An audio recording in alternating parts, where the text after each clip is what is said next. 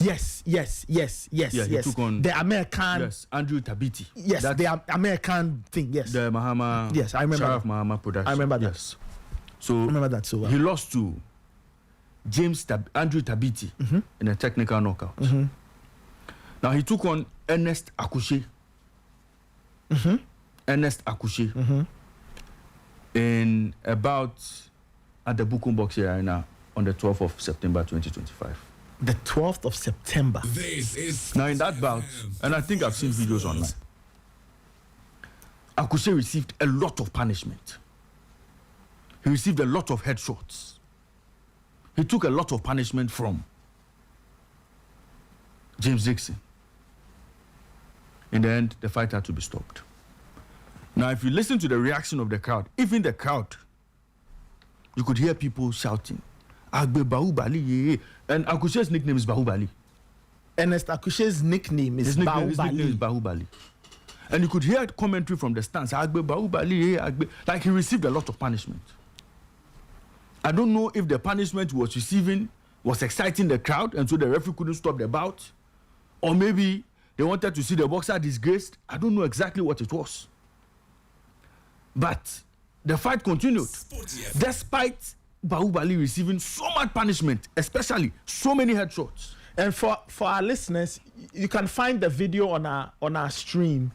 There are two boxers in the ring, one in a black trunk, the other in a gold and white trunk. So the one in the black trunk is the said Ernest Akushe, aka Baubali. And the other one is Jacob Dixon, aka Padiki. Right. And Nathan, if you watch the bout, Baubali practically got all two eyes closed because of punches he received to the head. He could barely see in the ring. And at the point when he dropped, there was blood oozing out of his mouth. That was how brutal that bout was. Yeah, I saw the video where he was spitting out blood. That was how brutal that fight was. That's a horrible sign. Nathan, the sad news is that this morning, there are reports that Baubali is dead.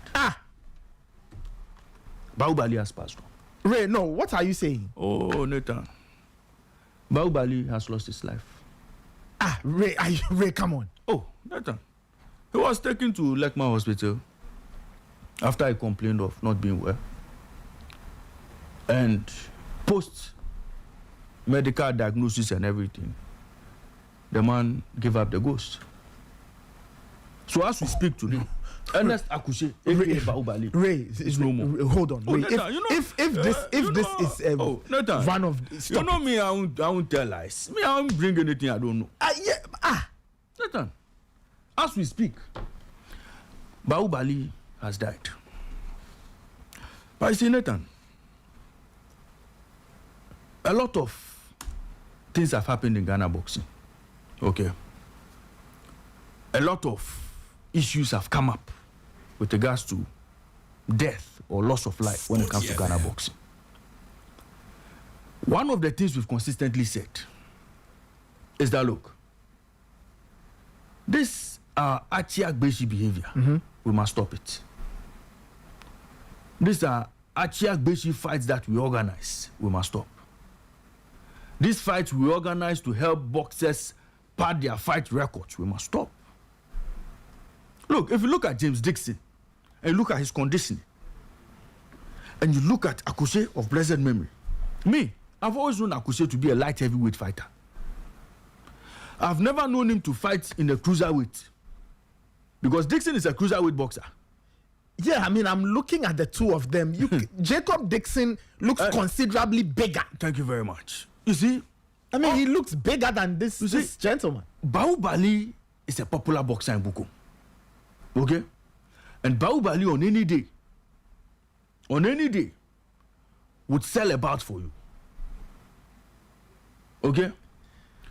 But I don't know how this bout was organized. I don't know the circumstances that surrounded this bout. I don't know how light heavyweight boxer Baubali entered the ring with the cruiserweight. I don't know if Baubali moved up weight or the cruiserweight dropped down weight. I don't know. But he received punishment. And Nathan, I want you to underline the word punishment. He was well beaten.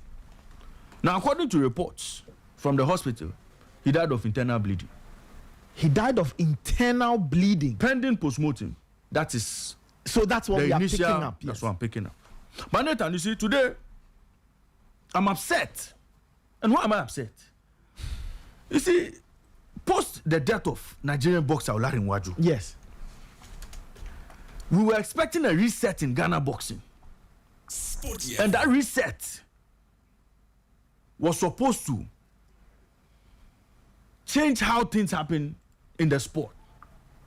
This Atiak Beshi bout and all, we were expecting that it will come to an end. Look, no promoter should come and tell me that this bout was not an Atiak Beshi bout. Because it is clear that Baubali did not know how to defend himself when shots were being fired at his head.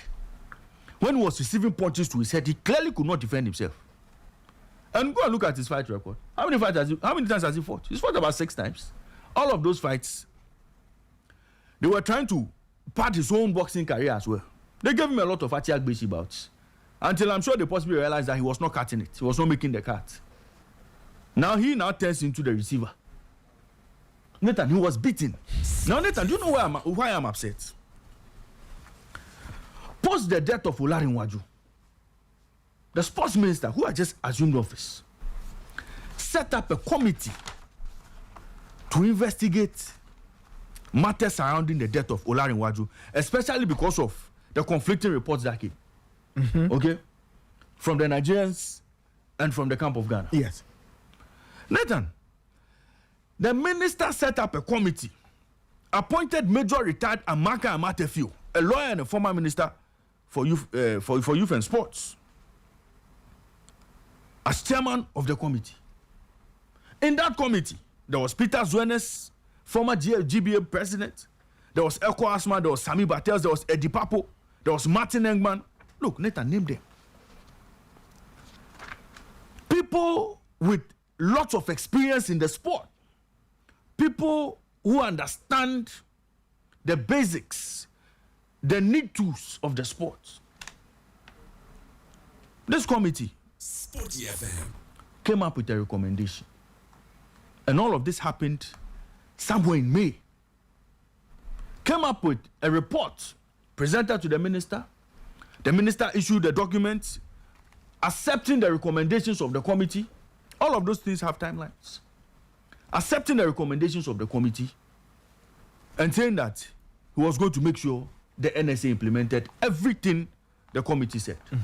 Ladies and gentlemen, today is the 23rd of September 2025. Nathan, not a single recommendation in that document has been implemented. And Jan Pofuanka is the NSA boss. I am reliably informed that the minister mandated the NSA to take action and deal with the system. Yeah.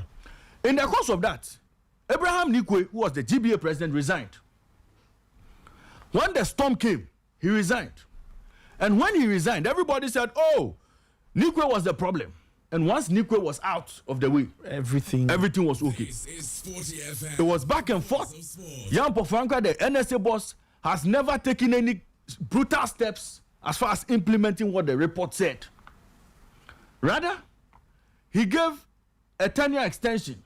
Yeah, I remember that. It was I think a 1 month extension. To the man Nikwe handed over to, Roger Bano. Roger Bano and his executives are still running Ghana boxing. The same group of people who were by Nikwe, when we said boxing was not being run properly. In fact, Nathan, if you look at the findings of the committee, they were clear that Ghana boxing was not being properly run. Nathan, let me give you this line. Sporty FM. The committee under the leadership of Ambassador Retired Amaka Amatefiu, Nathan, they continued the investigations. They said the report revealed that GBA is operating with major regulatory lapses. Drug testing protocols are being completely ignored. They went on to tell us that after a comprehensive review of the governance of professional boxing in Ghana, the committee concluded that the GBA as presently constituted, cannot effectively organize, promote, or administer the affairs of professional boxing in Ghana. Nathan, that was the committee's report. Okay? So what did they recommend? They recommended that, look, Sporty FM. the NSA should quickly revoke the license of the GBA. Yeah. Nathan, has that been done? Nope. When Nikwe left and handed over to Rojabano and his team, all of us said, look, it was the same system that we were trying to clean up that we brought in. Yeah. Young Bofranke's first appointment was to appoint Patrick Johnson as the General Secretary of the GBA. Yeah. Look, Nathan, Patrick Johnson, I can confidently tell you, was pushed out by Nikwe. Yeah, I think that was established. He was pushed out by Remember Nikwe. the day we had a Kwasma here. Not because he was doing a good job and he was pushed out, but Nikwe felt he couldn't work with him because of certain infractions. Matters went to Iyoko and all. But Jean Bofranka brought Patrick Johnson back to the GBA. And Nathan, if you are sweeping a room of debt and you bring back debt, what work have you done? None Now, at what all. was the recommendation of the committee? Nathan, I'll take you to the recommendations of the committee and tell me Sporty FM. if boxing bouts in this country are organized under these recommendations. The committee, after considering all the evidence, examining all witnesses, have determined that certain measures must be taken to address and forestall an imminent collapse of the organization of boxing in this country. The unfortunate and tragic death of the Nigerian boxer rings an alarm bell which must be responded to immediately. For that reason, the committee recommends the following. The license under which the GBA can continue to operate by virtue of Regulation 13 of the Sports Regulation 2023 LI 2477 should be withheld by the NSA until the review of the GBA constitution to reflect the concerns addressed in this report, implementation of the recommended reforms, and the conduct of new elections within 6 months after the submission of this report. Nathan, it has not been done. This is Sporty. For the avoidance of doubt, Voice of Sport. the GBA, as presently constituted, cannot function as to organize, promote, or administer the affairs of professional boxing in this country. In the interim, Nathan, this is very important. In the interim, the NSA should constitute an entity or a body made up of competent and committed persons to take over the functions of the GBA and to administer professional boxing in the country. The NSA should accordingly notify all international sanctioning bodies and professional organizations to which the GBA is affiliated with its decision to withhold the license of the GBA as presently constituted until further notice. Nathan, as we speak, has that been done? The interim body should ensure the rules and regulations of boxing are strictly adhered to in a manner that would reflect best practices accepted universally. The entity also should ensure transparency in boxing promotions in this country. Later, people sat down to do a job. The government shall establish a medical commission.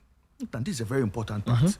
The government shall establish a medical commission with the view of ensuring compliance by all sports entities under the NSA with international best practices to safeguard the health and safety of athletes. Nathan, health and safety of athletes. As a requirement for obtaining a license to operate as a sports entity under Regulation 13 of the Sports Regulation 2023 LI 2477, an applicant must show that it has a functioning medical commission.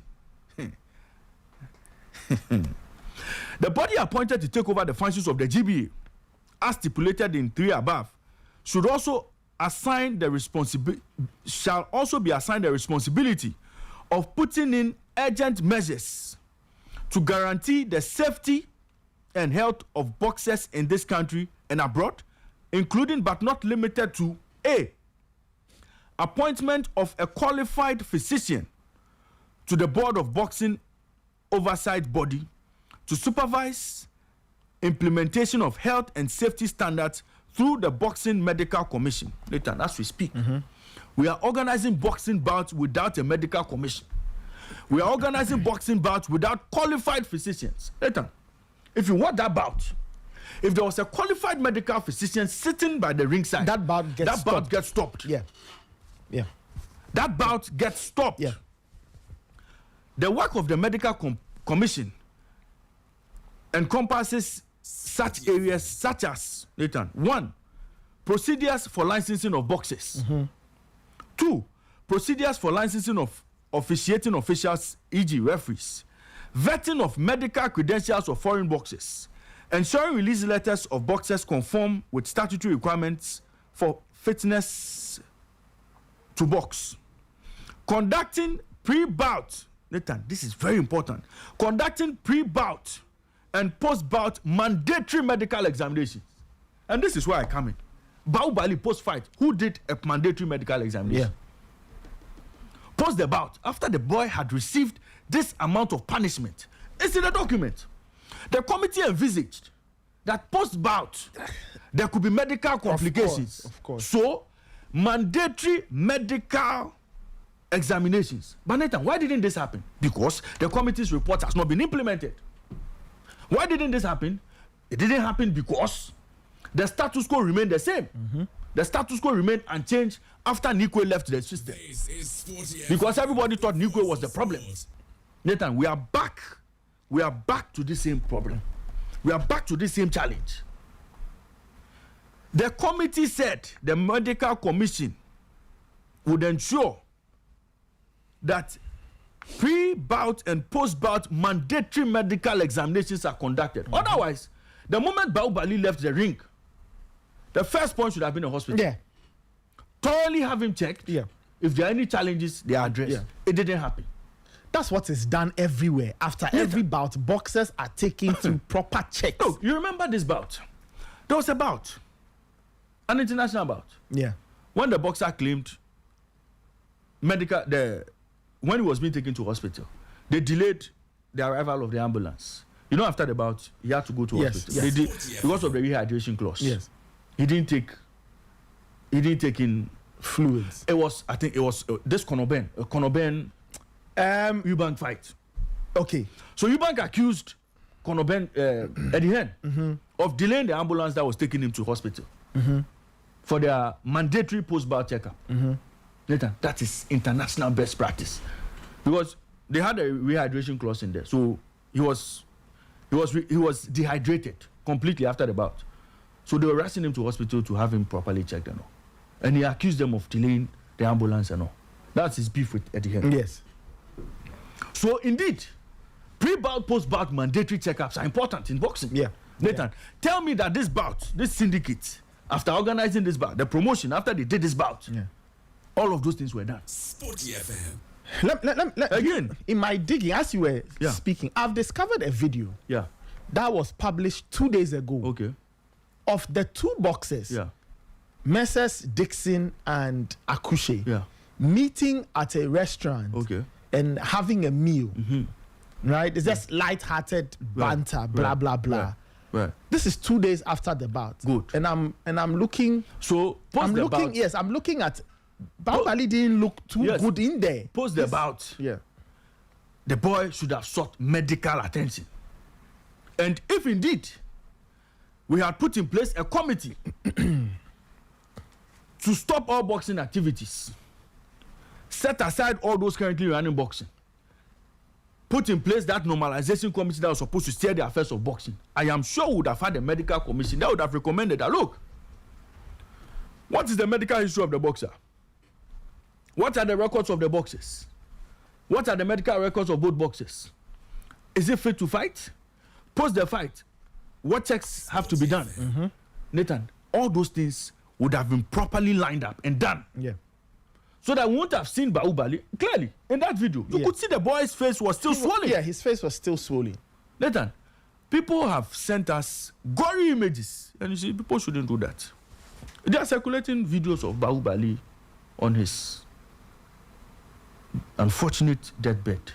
Nathan, you can still see the swelling on his face. He received punishment.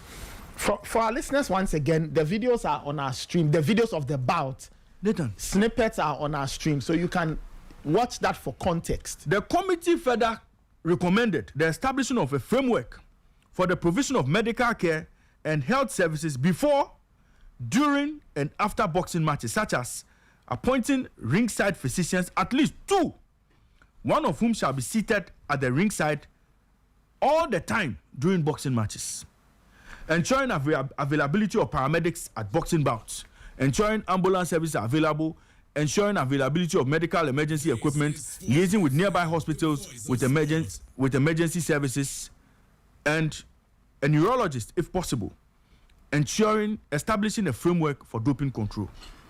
Continued medical examination, CME, for all licensed professionals as a condition for accreditation, licensing, and effective discharge of their duties in line with boxing regulations. Establishment of a medical record database for all boxers. Enforcement of annual medical screening for all boxers as preconditions for license renewals, and all pre-fight and post-fight medical requirements required by the boxing regulations and international best practices. Nathan, the law, you see, they are saying that enforcement of annual medical screening by all boxers as preconditions for license renewal, and all pre-fight and post-fight medical requirements required by the boxing regulations and international best practices. So Nathan, the law, in fact, the committee, after doing its work, foresaw a lot of things happening in future and did everything possible to recommend that the right things be done to avert incidents like this. Yeah. Look, the position of this DBA will be that no boxer died in the ring. Yes. Oh, and that is the matter of fact. But Nathan, post the bout, what was done? Did Baubali just go home to go and look after himself? Sporty FM. Did the boxer just walk out of the ring, took his purse, and left for his house? Pre-bout, what were the challenges? Were there proper medical records? Did they do any proper medical screening? You see, Nathan, I would have expected that the NSC would have acted swiftly after the minister handed this document to them. Yeah. To implement the recommendations. But no, Jan Pofanka and his people refused to implement the recommendations. Now, we have another incident of an avoidable death in boxing. Yeah. Nathan, this is avoidable. Look, if Baubali hadn't gone into the ring on the 12th of September yeah, to receive the punishment he received, I am not sure this morning would have been reporting of Baubali's death. It is a matter of this boxing bout being the trigger to whatever led to him being hospitalized. Yeah. Nathan, the boy received punishment. Oh yes. Again, for our viewers, you can find the videos on our stream. You can find that we have, a few videos in there just to give you an idea of what's happening. Ray, talk about avoidable deaths. I'm watching the video and I've seen a few more, and I want to know who the referee is, because personally, if you ask me, this referee should have stopped this bout. The referee did a poor job by not stopping the bout. The referee only stopped the bout, or he only stepped in after Baubali was sent to the canvas. Yes. And he took out his mouth guard and spat out blood. It was late at that point. I mean, you could tell that he was no match for Jacob Dixon. You could tell Dixon was pounding this gentleman into submission. As a referee, you stop the bout at a point. I don't know how the referee judged it, but I'm just watching the videos, and you can even tell that this is a bit too much. Nathan, the boxer was receiving punishment. The boxer was receiving punishment. This is Sporty FM. The No, voice Nathan, of you see, sport. and I'm saying that, look, this thing cannot be happening. When life has been lost, Nathan, so are you telling me the passing of Olariwaju didn't change our boxing? Clearly. Didn't change our ways? Ray, clearly hasn't changed anything. So the committee that sat down to do their worked in vain. It hasn't changed anything. That is what we have been told. Yeah, it hasn't changed. And the minister should be disappointed this morning. He should be disappointed in the NSA for failing to do what he was asked to do. Nathan, it was clear. In the interim, the NSA should constitute an entity or a body made up of competent and committed persons to take over the functions of the GBA and administer professional boxing in this country. Yeah.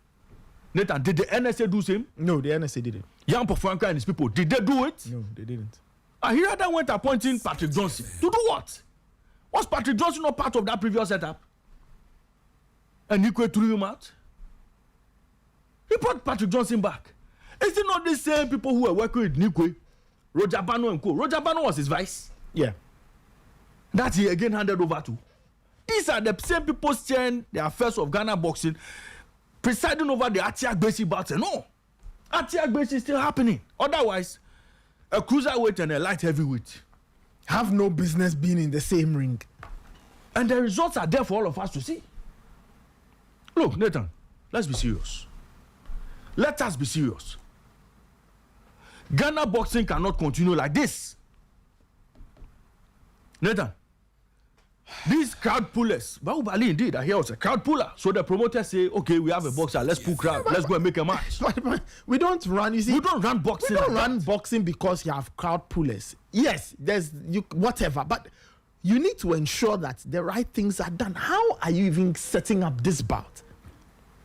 Now, 11 days after the fight, the boxer is no more. The boxer is no more.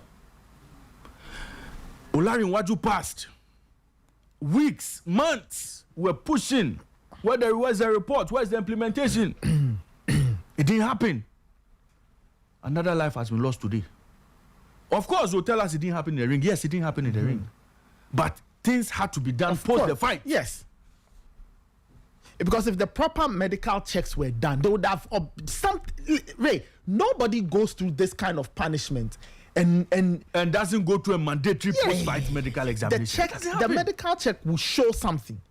It will clearly show something. This amount of punishment, it will clearly show.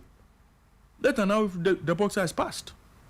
Sporty FM. And I am sure the GBA will adopt a defensive. You see, nobody is going to form any committee to investigate this. No. The findings of the committee that investigated the Olarinwaju death. The findings are enough. The findings must be implemented. Yeah, that's it. Look, Nathan, every single person associated with Ghana boxing today should step aside. In fact, Jan Pofranka must sweep all these people aside, including the Patrick Johnson he has appointed.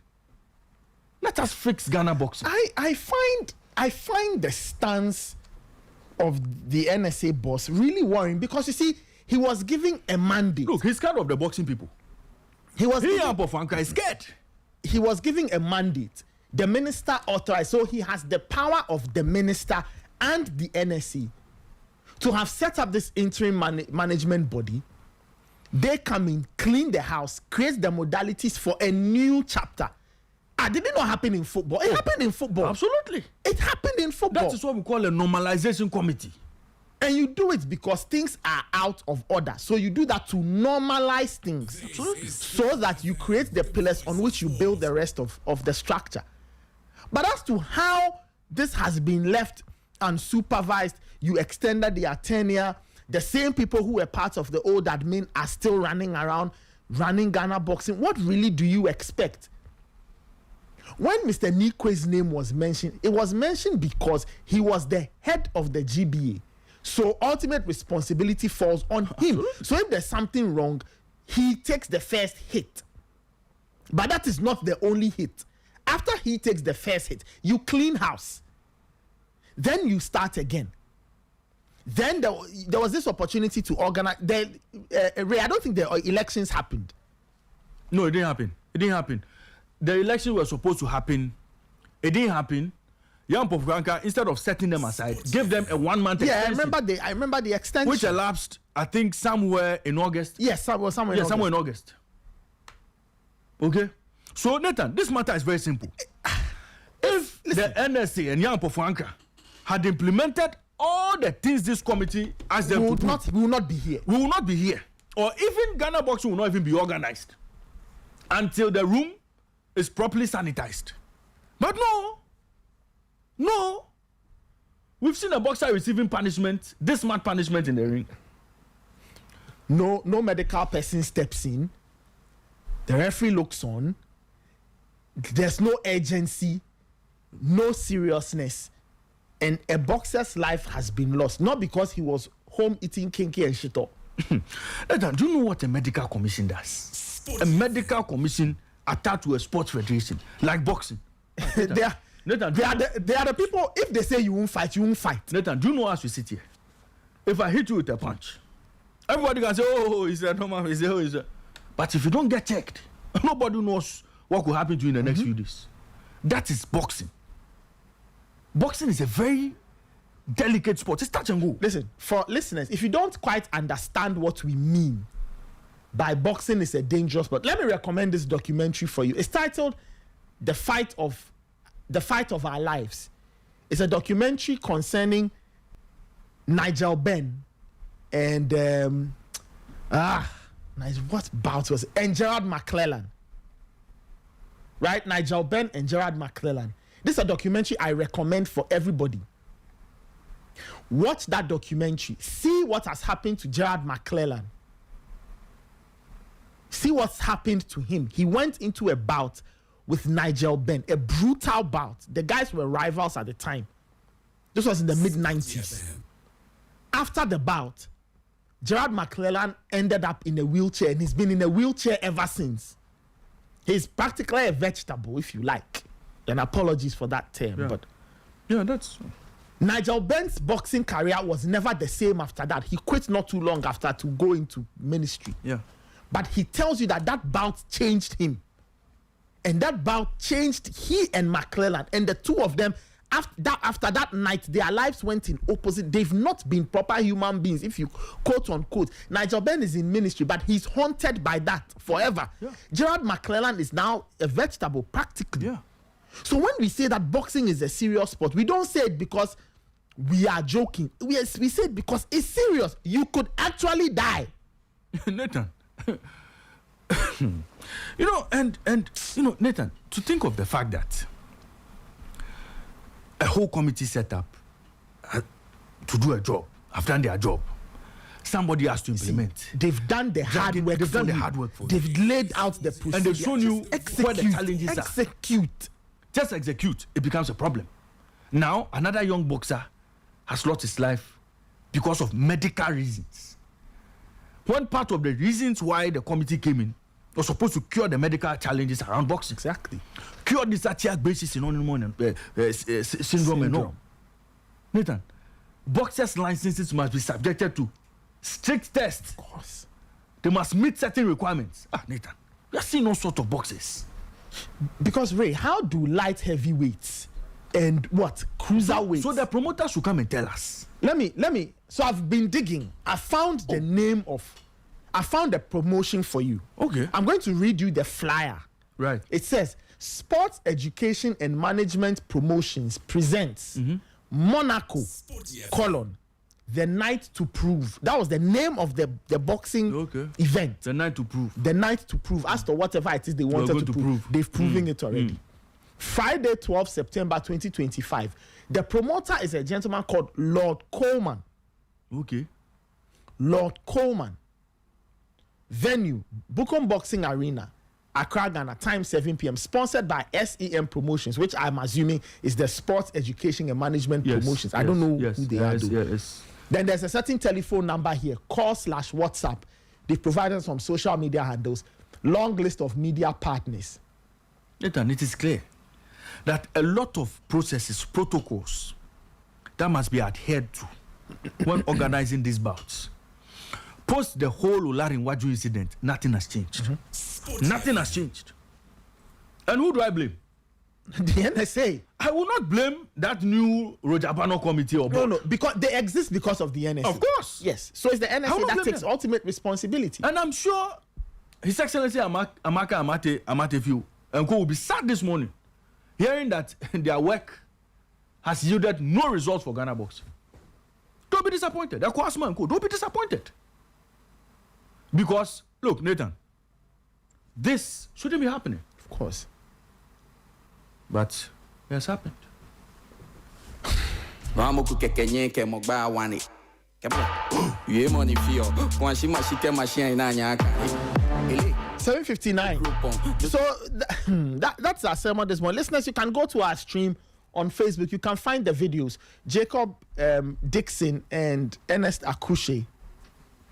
Dana pache ujala if you ton ya pa papa ko ko bi mi gbomo be je jata o chongele lebine oyin pa no si so ke na sane e agbene dum fi oni wo ne o pa na we ala efo onya agbene problem song same time we be solution the problem song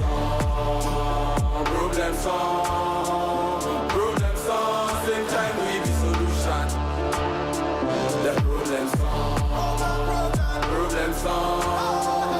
Problem song, same time we the solution.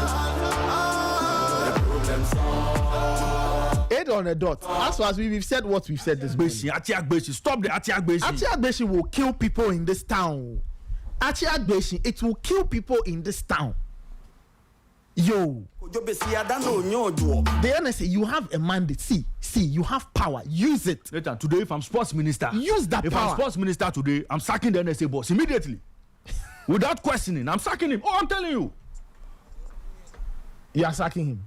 If I'm the NSA boss, if I'm the sports minister, or if I'm the appointing body, I'm sacking the NSA boss immediately. I'm not asking him any questions. I'm not asking for any explanation. I'm sacking him. The NSA has power, right? They should use it.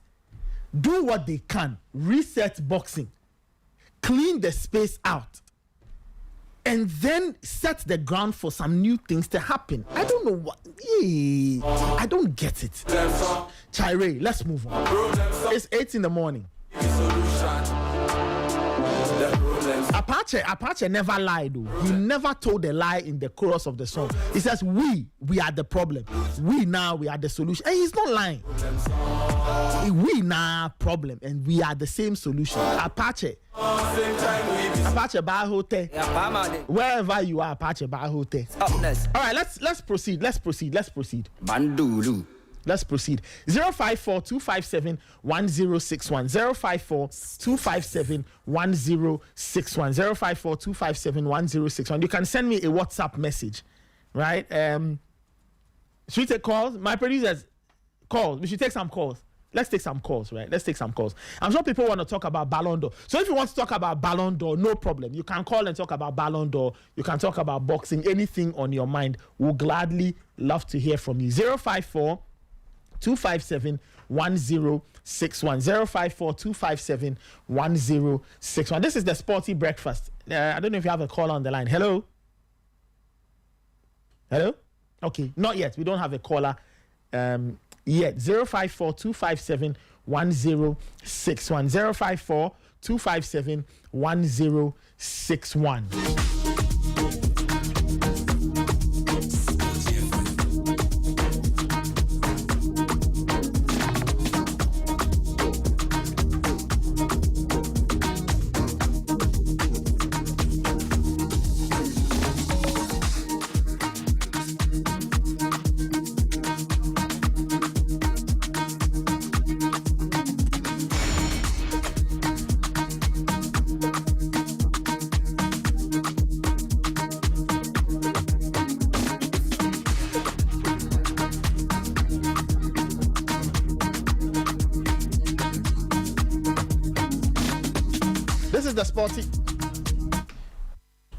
This is the Sporty Breakfast live on Sporty FM.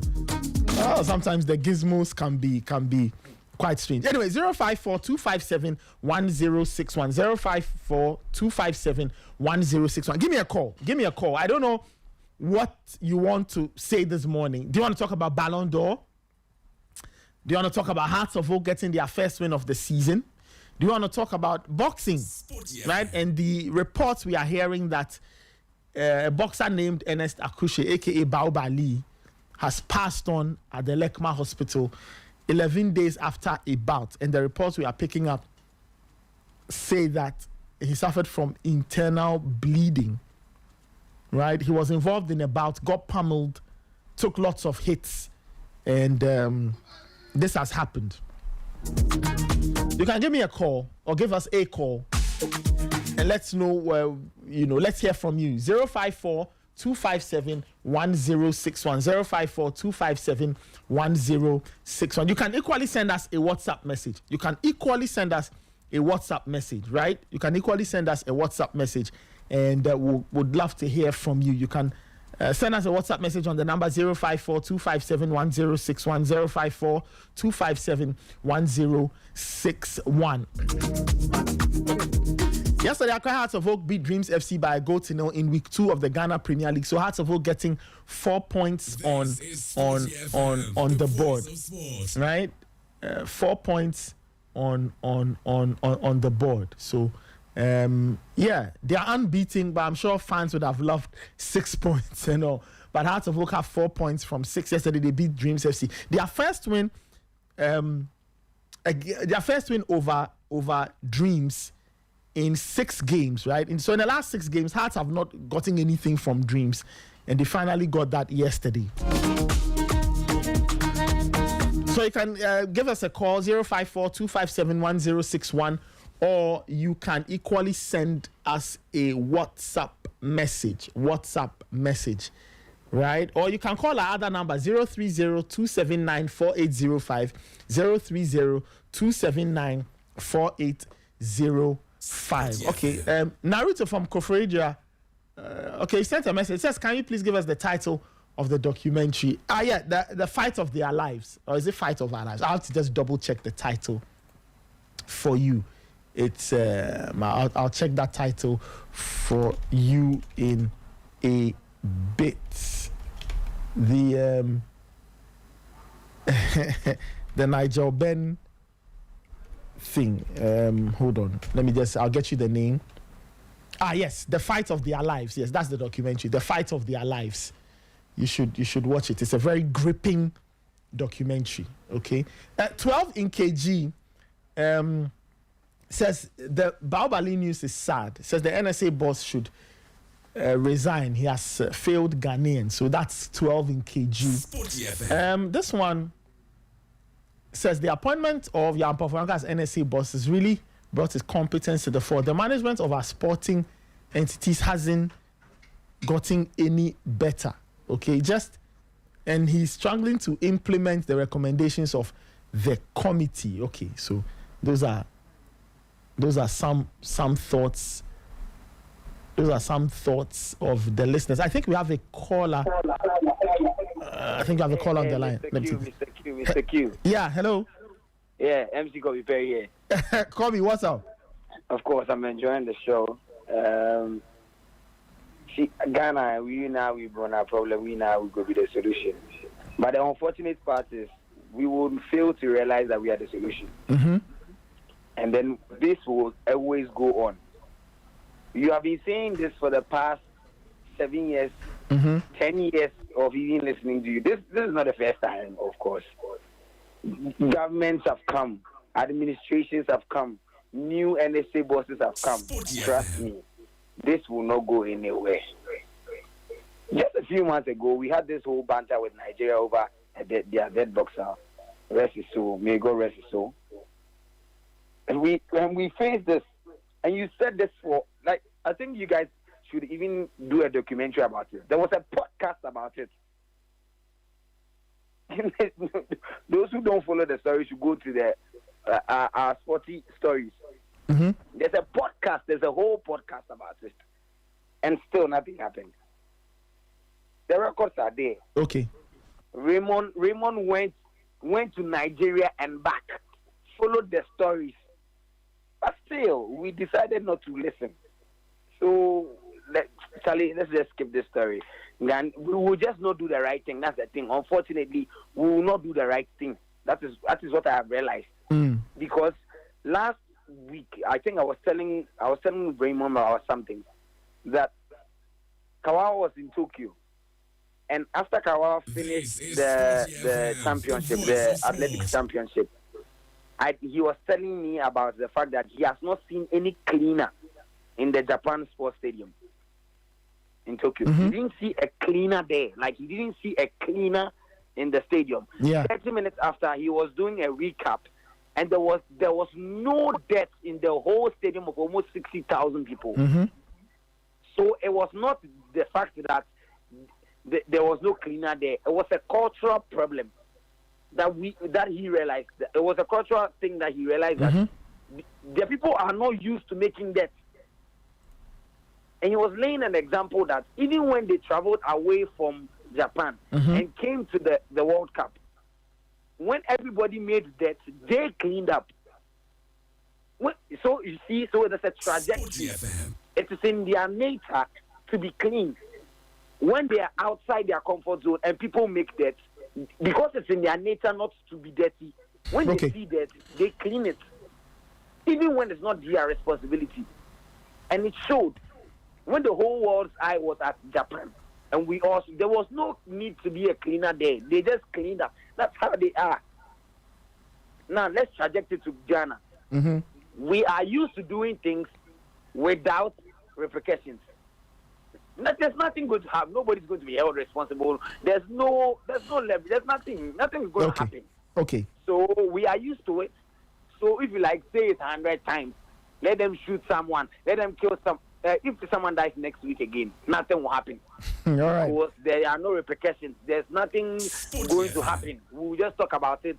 They will say, oh, you sit on radio, you call them, we'll call Amin Lamte, we'll call PROs, they will come and defend. There will be even if you are not attacking them, they will be defending. Okay. All right, Kobe. They will talk and talk. It will not go anywhere. All right, Kobe. And big shout out to Didi Ramani too. Okay. All right, Kobe. Didi Ball. All right. Ball. Kobe, thank you so much. Let me take other callers. I really appreciate it. 054-257-1061, 030-279-4805. I think we have a call on the line. Hello? Hello, Nathan. Yes. Good morning. Yes, good morning. What's your name and where are you calling from, please? John from Kaswa. You right. can also call me Questioning. All right. Okay. All right. John, please go ahead. So this morning I have some questions for you. Okay. One, is Nick still at post? No. And when Olaruwaju happened there, you have the records, right? Yeah. Play them back to Raymond and play them back to Aguatma. Sporty FM. And Raymond wants some people to resign, right? Mm-hmm. That is people from the GBA and the NSC boss. That's what he said, right? Yeah. But those who should resign is triangular. The GBA, the NSA boss, and the minister himself. He didn't want to say it, but I'm saying it for him.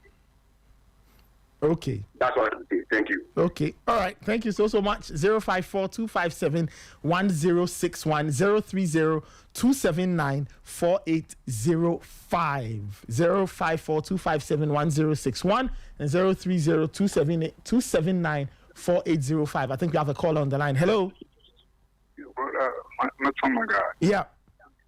Yo, good morning, bro. Good morning. What's your name and where are you calling from?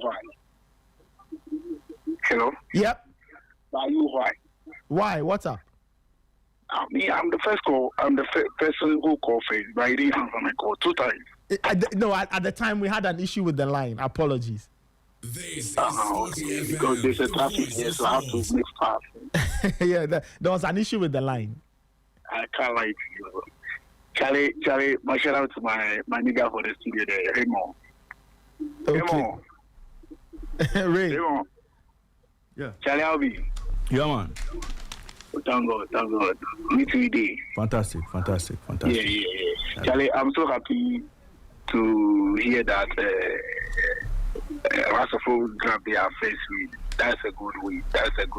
Because they need that. So I'm very happy for them. Yeah. Okay. My brother. Okay. This Ballon d'Or, nobody is saying that, how do you call it? Dembele don't deserve it. He deserves it at the present. But you see, this Marie fans, they are saying that Barcelona fans are saying that Dembele don't deserve the Ballon d'Or. It's the Yamal that deserves the Ballon d'Or. Nobody is saying that. The both of them all deserve it. So look at the young player of the year, 2 times back to back. He doesn't have played for football before. That young boy. So they have to appreciate the boy too. Charlie, That's all. Thank you. All right. Thank you so much. 054 257 1061 030 279 4805. You can equally send us a WhatsApp message. We'll go through a few of them. We'll take a few more calls and then we get into the discussions. Hello. Good morning. Yes. Good morning. Good morning. Good morning. Good morning. Good morning. Good morning. How are you doing? Yes, we are fine. Oh, good morning, Raymond. Hope you're doing great. Yeah, I'm doing great. Thank you. Thank you very much. Thank God. Sporty FM. Raymond, so do you think this is the solution? Like every morning, we should wake up and come and rant every day, like everything when something happens. Hey, is it the right solution? But okay, so what would you suggest? Oh, so this we are saying it. See, the last time, the NSA guy came to your studio. I wanted to call, but you were not picking. See, that guy should be fired. Those people should be fired. See, the day when he came to the studio, see what he was even saying, he was even annoying me, and I was surprised when Raymond said he apologized and withdraw the statement. Charlie, the team pay me. Why? First time, the thing happened in the stadium. It happened second time. And I'm saying that see, these people they know why that place was full. They know why. Charlie, these NSA people, I don't get them. Sporty FM. Just simple business. Do it. That one to problem. I'm saying it to every day. This country, we are not doing sports. We are just pretending. Many years after independence, what can you go for as a nation? Nathan? Zero. Nathan. What can you both as a nation? Zero. Always coming. Always things will happen, and we'll come and talk on the radio. Every time things will, and we are not ready to change. Nathan, as a country, we are not ready to change.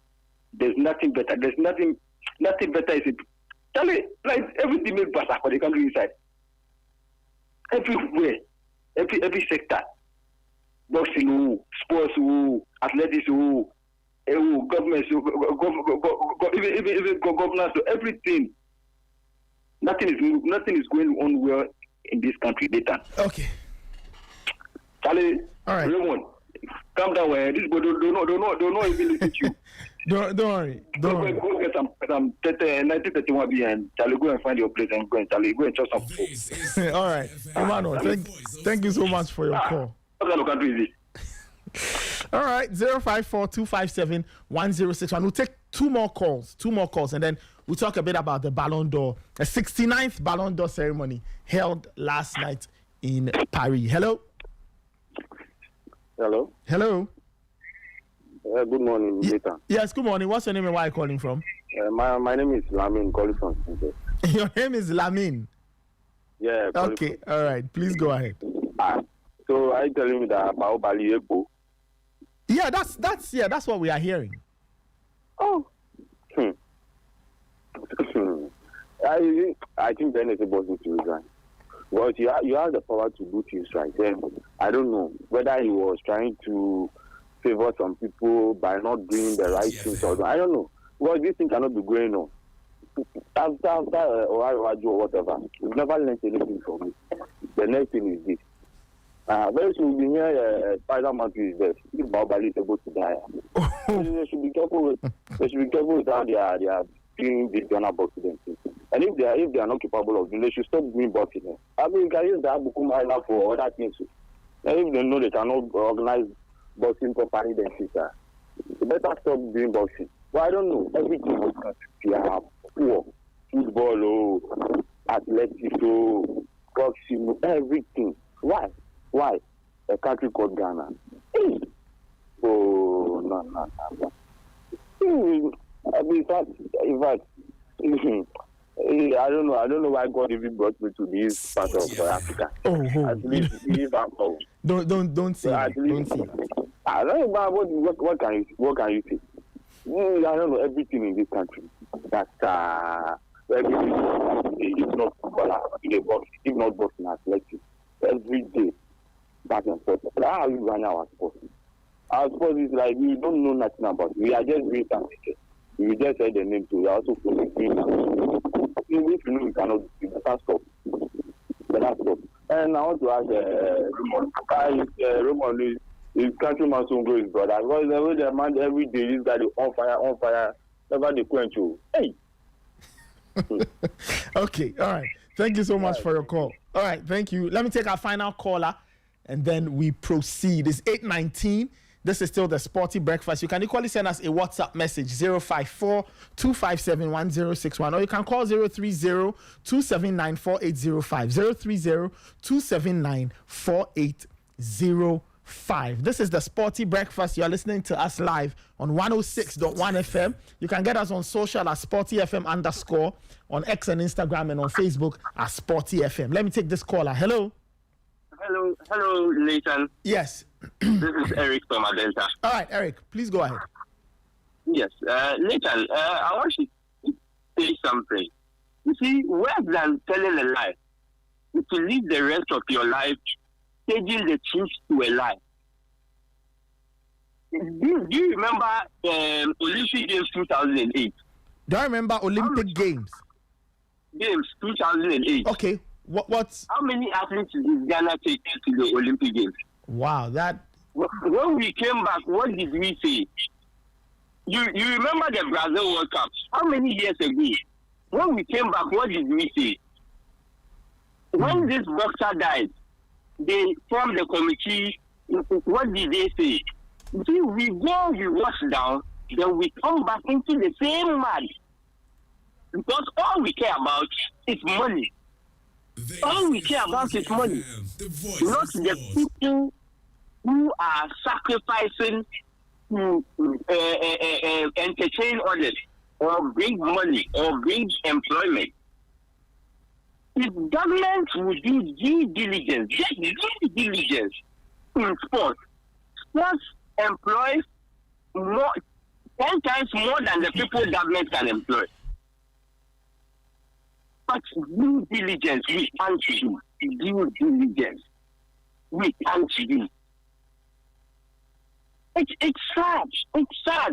From soccer to tennis to athletics to everything. Like, we are just messing everything up. All we care about is, let's go and build this. Then, there's money involved. Let's go to World Cups. Really good on this. We are not able to plan. We are not able to do due diligence. We are not just do the right thing for once. That is one. We just can't do anything. A young prospect is dead. How do you put two boxers of different weight categories? Say you are pulling crowds. Jesus Christ. How? Hello? Some of these things, we say it, we go later, and I'm telling you, 5-10 years from now, we will have some of these conversations. I'm telling you, this is Ghana. You see, when they went to Japan, they came back, the athletes from this place, athletes from here, athletes from here. Yes. I'm telling you, the next Olympic Games, we'll go back and have this same conversation. Athletes didn't do this. They didn't do this. What can you be depending on another country to develop your athletes? To come and challenge them. How can you do that? And this is how we've been for years. We always wait for athletes to travel to the UK or to the US, go train, and come and run for us. Soccer, we are looking for a Kwesi who was born in Japan or who was born in Australia to come and play for us. In tennis, we only bring players who are playing in the US, in college, to come and play for us. So can't we do due diligence and develop talent? The talent we have, but just developing it is the problem. Because somebody wants to make money, or even somebody drinking water, another person wants to make money. And that's all we think about. That's all we think about. Sporty FM. I'll leave it here. Okay, all right. Okay, all right. Thank you so much. 8:23. This is still the Sporty Breakfast. All right, we'll put a lid on the calls for now.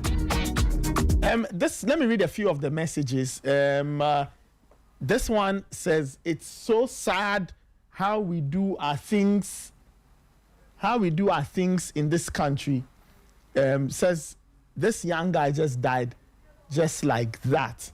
And for the Ballon d'Or ranking, okay, I don't have the full one. Jones says the NSA boss, okay, says he should be sacked. Okay.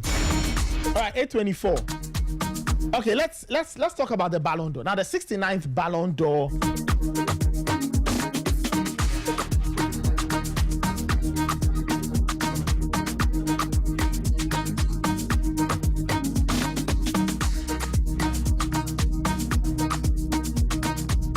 The 69th Ballon d'Or ceremony was conducted, or it happened last night at the Théâtre du Châtelet in Paris, France.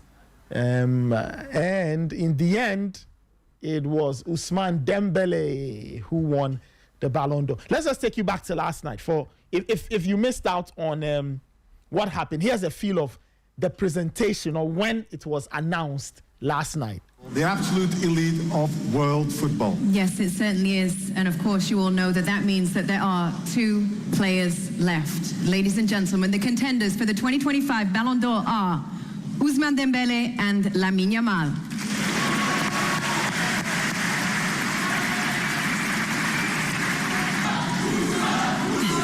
Oh my God, they're getting crazy here.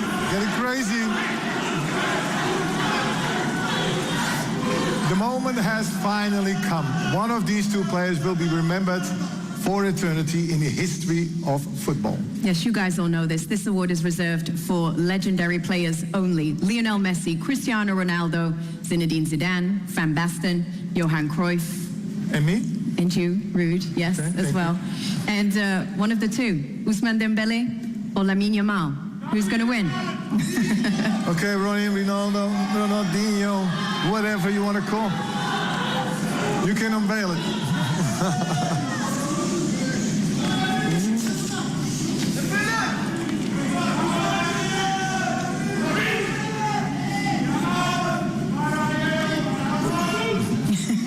Dembélé.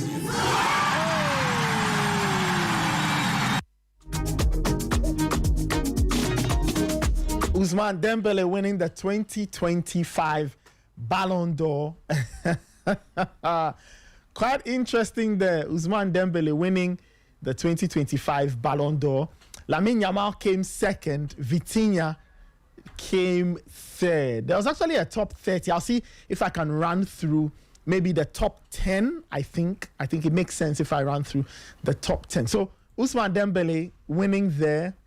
And interesting stuff. Yesterday, you know, I remember a few weeks ago when the shortlist was done, you had several people making several arguments for one player or other. Some people were in the Lamine Yamal camp. Some people were in the Ousmane Dembélé camp and all. Some people were even in the Rafinha camp, right? Some people were in the Mo Salah camp and all of that. But ultimately, it was PSG and France's Ousmane Dembélé who got to win the Ballon d'Or. Had a very interesting season. Won everything there was to win with PSG, of course, except the Club World Cup that they lost that final to Chelsea. But they won the French League, the French Cup, and French League Cup, and then they won the Trophée de Champion, and then they won the UEFA Champions League. So it was a very interesting time for Ousmane Dembélé. He scored 37 goals in all competitions along the way. He had 16 assists, and he finally climbed to the top of the footballing pyramid, getting himself the Ballon d'Or. And Ray, thoughts on Dembélé? Any surprises there? No, I'm not surprised. I think that you look at his achievements in the year under review. Mm-hmm. Top of it was the Champions League, winning the Champions League. And once he won the Champions League, it was going to put him ahead of any other player who was close to him in the running. You look at Lamine Yamal, clearly, Barcelona's failure to win the Champions League didn't do him any good. It didn't do him any favors. And again, you look at the likes of Mo Salah, won the Premier League, but only just that. Okay, scored lots of goals in the Premier League as well. If he had won the Champions League, maybe you would have started looking at Mo Salah in the equation, and then you look at all the other challenges. Clearly, it was Rafinha. You put him in the same category as Lamine Yamal, and the third place. I think who was in third? Vitinha, yes, Vitinha. I mean, without goals, Sporty FM. only Rodri has been able to defy, he's been able to break the jinx around midfielders winning it in recent times. And so, defensive midfielders, let me put it that way, because that's Rodri. Yeah, a bit of defense, a bit of offensive attributes about him. But he's the only player in recent times to actually defy the goal numbers and the assists to win the Ballon d'Or. It was always going to be difficult for French football to do back-to-back.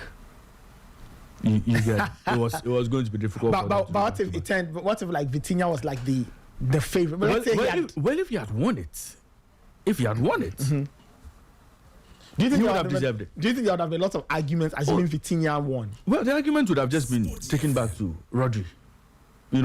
Any argument, you just back it up with the Rodri argument as well. If Rodri won it, why shouldn't Vitinha win it? Because he had an exceptional season. Everything Dembele won, he won. The only thing he didn't have about him was the goals. Yes. Rodri didn't have goals when he won it. So, again, if his PSG teammate had won it, fair. I think that's the only consideration people would make for another winner apart from Dembele. But I think that Dembele deserved it. He under review pushed PSG to the Champions League title. Most importantly, won the French League, won the French Cup. Almost everything domestic they won. And his goals and contribution clearly was there for everybody to see, individual brilliance and all. So I think that there wasn't going to be any other winner apart from him. Okay. Earlier on, we had reports that they had fixed the draw, the votes were out, and I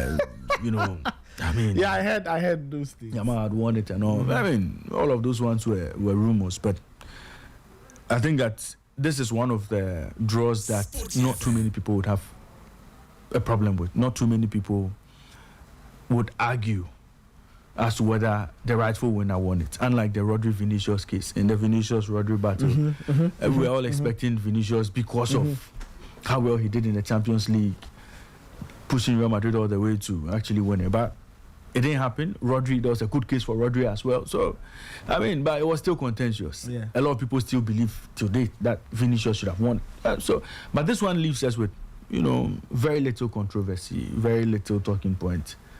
Yeah, under review, Dembele was top, and rightly so, he deserved to win the Ballon d'Or. All right.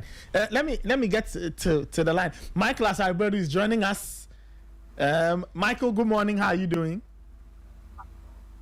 Good morning, Nathan. I'm good. How about you? Yes, we are fine. Thank you so much. Your thoughts on this? Are there any surprises for you as to who was the ultimate winner of the 65th Ballon d'Or? Oh, no, definitely. I think it was quite clear right after the Champions League final, where PSG had an unprecedented season for a French club. Really, if you had a Frenchman starring in there, and then there was being a French-based initiative, definitely he was going to be the favorite. It's been quite some time since a Frenchman mounted the podium, bar Karim Benzema in 2022. But since then, it had been a very long time. And so, in championing the French cause, to cap off what had been an excellent season for France football, it was definitely going to be French. But it is not just so, because I believe that Dembele also helped himself. He had quite a turnaround, talk of his campaign. He did not really start the season well. So somewhere December 2024, he hadn't really gotten himself involved in a lot of goals like he did, starting from 2025 until the last span of period for the Ballon d'Or was. I think in everything that he did actually apply himself very well. And the statistics speaks for itself. It's about goals. Then you have to look at the devil in the details. And it's that if not for Lewandowski, if not for Kylian Mbappe, Dembele would have scored the most non-penalty goals across Europe in the top 5 European leagues. Mbappe had 36 non-penalty goals. Lewandowski had 35. Dembele had 32 non-penalty goals. And that is brilliant. It is massive for a player of his ilk. There's a player Sporty FM. that lacking composure, not efficient up front, and very wasteful. Then all of a sudden he becomes the player that everybody has to look up to in terms of scoring consistent goals, getting back-to-back hat-tricks. He was a changed man. He was a changed player, and you would have to give it to him. If you refer from the Ballon d'Or website as to how they gave him the award, they highlight his achievements. And so per the criteria that they said that Dembele played 60 matches. He scored 37 goals, including 32 non-penalty goals. He made 15 assists and then 5 yellow and 1 red card. I think that is a key factor in deciding this. They also look at fair play. They also look at character. And the 5 yellow cards, 1 red card, to me, if you compare to Lamine Yamal, is the same. But where I think Dembele edged Lamine Yamal has to do with the achievement at club level, because for Yamal, he won a domestic Sporty FM. for the of them all was biggest trophy in Europe football, which is the UEFA Champions 2 games, 2 more than Dembele. He scored 20 and also had 5 yellow cards and then 1 red card. If I am part of the voting panel and I'm presented with this data, choosing between the 2 players, clearly Dembele scored than Yamal did. He provided some 7 assists fewer than Yamal did, but he won the creme de la creme of European club football, the trophy, which is the Champions League. Then Yamal was a domestic champion, Dembele the same. Yamal was a domestic cup winner, Dembele the same. So I think it is about the Champions League performance, the impact that Dembele wielded inside. He was a central figure in that success chunk by Paris Saint-Germain. I think if you take it kind of negates everything that PSG did. He was everything. He was like the pivot that everything revolved on. I think he deserves it. This is one of the awards that have been given that are very few complaints about. Definitely, and the results are announced, you have people who disagree with it, people who oppose how the voting pattern went. But I think that this is one of the awards we've had in the last 10 years that there is little talk about who got to win it eventually. It clearly paints the picture that yes, Ousmane Dembele deserves to win the Ballon d'Or award for this year. Credits to him. He's done a marvelous job and one of the beautiful comeback stories in the game of football. I don't think there will be anything better to tell than the Ousmane Dembele story as it stands now. Well, you were talking about the criteria for our listeners. The Ballon d'Or was awarded based on 3 main criteria, and I've read this so many times, but I'll read it one final time. 1, individual performances, decisive and impressive character. 2, team performances and achievements, and 3, class and fair play. So those are the 3 things. But Michael, in terms of the wider ranking, there are some people who have been raising their eyes or raising their eyebrows concerning where some players ended up in the overall vote. So Vitinha finished 3rd, Mo Salah finished 4th, Rafinha finished 5th. Some people believe he should have finished higher up than 5th. What do you think? Do you agree with that? I mean, if you agree, where do you think Rafinha should have finished? Or he should have finished lower in the ranking? I don't know what you make of where Rafinha eventually ended up in the final ranking. Yeah, I understand the argument about Rafinha. I think, if you belong to the Rafinha quarters, you would feel very aggrieved that he did not get to be in the top 3 because it was a wonderful season for him. Also wrote one of the best comeback stories. This is a player who had been subjected to much disrespect from even the Barcelona folks throughout the summer prior to last season starting. He was rumored that he was a player that would love to move out. He decided to stay. Barca flirted with the idea of getting on board Nico Williams, and definitely if Nico was coming, it was going to affect Rafinha's minutes. He just had to keep a strong head. He kept his feet firmly on the ground, worked on his game, and it was a defining moment for him last season. He played basically almost every position. His favorite right wing, he moved to the left wing. At a point in time, he played as Barcelona's number 10, a de facto number 9. And in all this, he produced the numbers to back it. 60-plus goal involvement. That is marvelous. It has never happened in his career before. And I don't think any Brazilian in recent times have been able to chalk such figures, even not when Neymar was at his peak. He didn't produce 60-plus goal involvement throughout the season. Rafinha did this. He delivered in almost every big game. He won a domestic treble. He matched Cristiano Ronaldo's record for most goals and assists in the single UEFA Champions League season.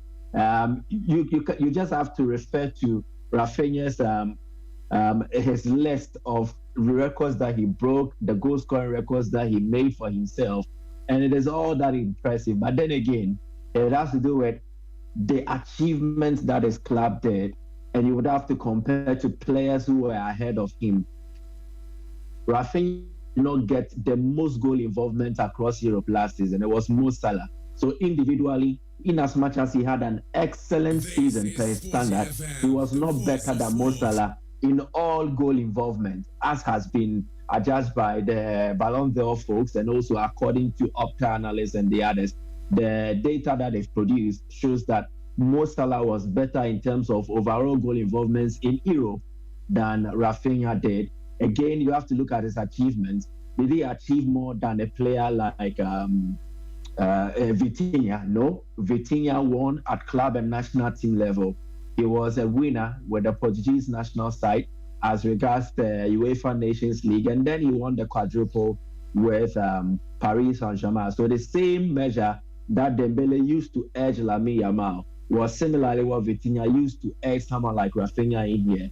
So individually, Rafinha was not better than Salah, and then collectively, Vitinha achieved more than Rafinha. So I think it is in that order. If I am voting, I would have to consider all these things. Then one key thing again to look at is the fair play. Rafinha had like 9 yellow cards, which would affect his fair play ranking. Vitinha had just 2 yellow cards. Then for Mo Salah, he had 1 yellow card. So in terms of fair play, these players will edge beyond Rafinha for everything that is worth. So Salah had a better individual record for goals and assists than Rafinha did. He won top individual prizes according to the Premier League. Salah won the FWA Player of the Season. He won the Premier League Player of the Season, and he was a Playmaker of the Season as well. If you go to Rafinha, yes, he also dominated as regards the La Liga, but he did not win the top scorer in the La Liga. And so you would have to assess all these things. So individually, Salah was better than Rafinha. Collectively, Vitinha was better than Rafinha in terms of achievement. Then it comes to the fair play. Rafinha's 9 yellow cards will definitely affect his marks and his ranking. And that is how come players like Salah, Vitinha are ahead of him. So if you subject the analysis to the criteria that has been set, yes, I think that it is fitting that Rafinha was not above such players. But clearly, for everyone doing the typical street football analysis, they will just have to look at the season that Rafinha did and believe that maybe he deserved more than he got at this stage. But it is what it is. Those who voted were given a certain criteria to work with. And if you analyze it critically, definitely you would have to place Vitinha and Salah ahead of him. And so I don't really have much qualms about where Rafinha plays. And I think that it is only deserving that he gets there. The only place I kind of raised eyeballs had to do with Cole Palmer's placing. And I think it is good for Chelsea, but it's quite surprising. But also, it plays into the situation. He won 2 trophies, the Conference League in Europe, and then the Club World Cup. across the world. I've heard a lot of people make cases that the Club World Cup was a preseason trophy, but it falls within a sense of looking at player achievement and then team achievement, because the last date for assessment of players for the Ballon d'Or for the 2025 edition was on the 13th of July, and that was when the Club World Cup came to its end. So it means that it played a huge role in how the whole process was decided. So I think for Cole Palmer, individually, yes, for Chelsea, he was their top scorer. Domestic-wise, Chelsea did not really have the best of seasons, but they were still back into the Champions League, and Palmer's goals and assists played a part. In Europe, they won the Conference League. Look at the role he played in the final against Real Betis, which was the biggest game Chelsea played last season in Europe. And then for the Club World Cup, the role he played, especially in the dismantling of Paris Saint-Germain, definitely you have to look at all these things and award it to him. And I think it should be encouragement enough for him that even in a season where Chelsea did not win and dominate, like the likes of Liverpool, Paris Saint-Germain, he has still been able to break into the top 8. They should encourage him to work harder, pursue more excellence in terms of individual and then also for the collective. And I think he will be closer to the top 3 places. I think that is also the surprise element for me. But for Rafinha's place, and as I've explained earlier, I don't really have much issues about it. Quite interesting. Kelvin Osmanza is back. Kelvin, do you have any comments, any thoughts on the Ballon d'Or? Who won what and where players finished in the ranking? In general, any comments you have? I think with the men's, I didn't have. I was the ultimate was what I was looking for, because we don't remember who is second, who is third.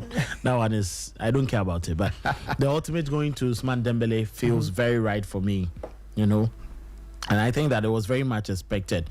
And listening to the cheers in there, just when the 2 players were mentioned, you could clearly see that, come on, if it had gone the other way, I would have imagined how the room or the arena would have been like. Now, what is actually my problem is the award for Aitana Bonmati.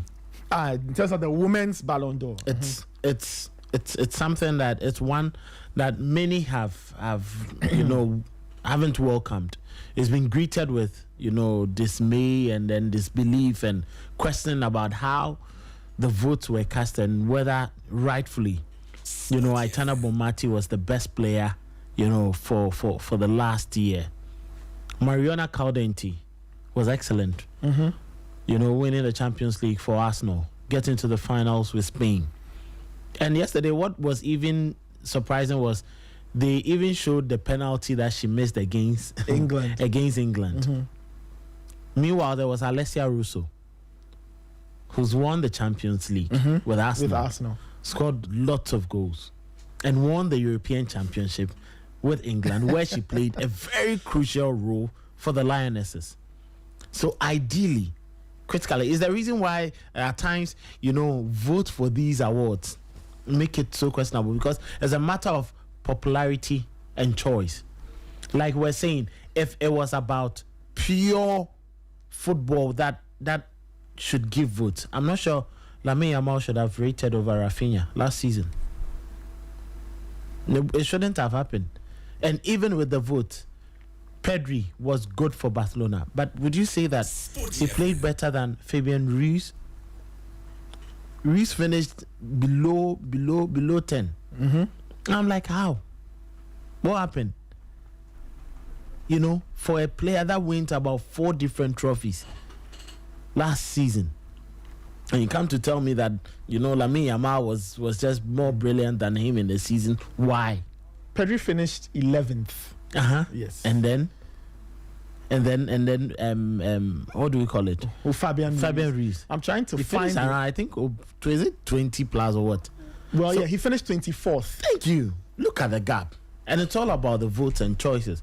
So if it's purely about football that they want to vote for, then I think we should be forgetting about the goals instead, and then we should just look purely about football and then ignore the contribution. But football is not like that. What is the end game of your style of football? Are you passing for others to score? Are you scoring yourself? Are you creating, bigger moments are you winning more trophies than the other? Because I am sure if Dembele hadn't won anything with the sort of performance he gave last season, I'm sure people would have voted for Lamine Yamal. Okay, so are you saying that assuming Dembele didn't win, say, the Champions League, right? And he was apart and won only the domestic titles, and not even other titles, just the league and just the league with back. Okay. And Lamine Yamal also won. I'm sure many would have said, "Come on, let's give it to Lamine Yamal." Okay. So you think winning the Champions League exactly was it was crucial. It was crucial, and his impact in the final, scoring and assisting, defining key moments in the game. So I think that my Tenable Mati was my problem. But one significant thing that I think we learned from it, though emotionally he made that speech, but it clearly goes on to say that football at the highest level, if players get to the highest level, it's not that they are bad when they fail to fit in certain environments. It's the environment that makes them. When he decided to move from Dortmund, he went to Barcelona. You could clearly figure out that it wasn't an environment he was comfortable with. He just didn't like the environment that he was in. Well, he had his own issues too. He wasn't as focused as we would have exactly, wanted. and it's the environment.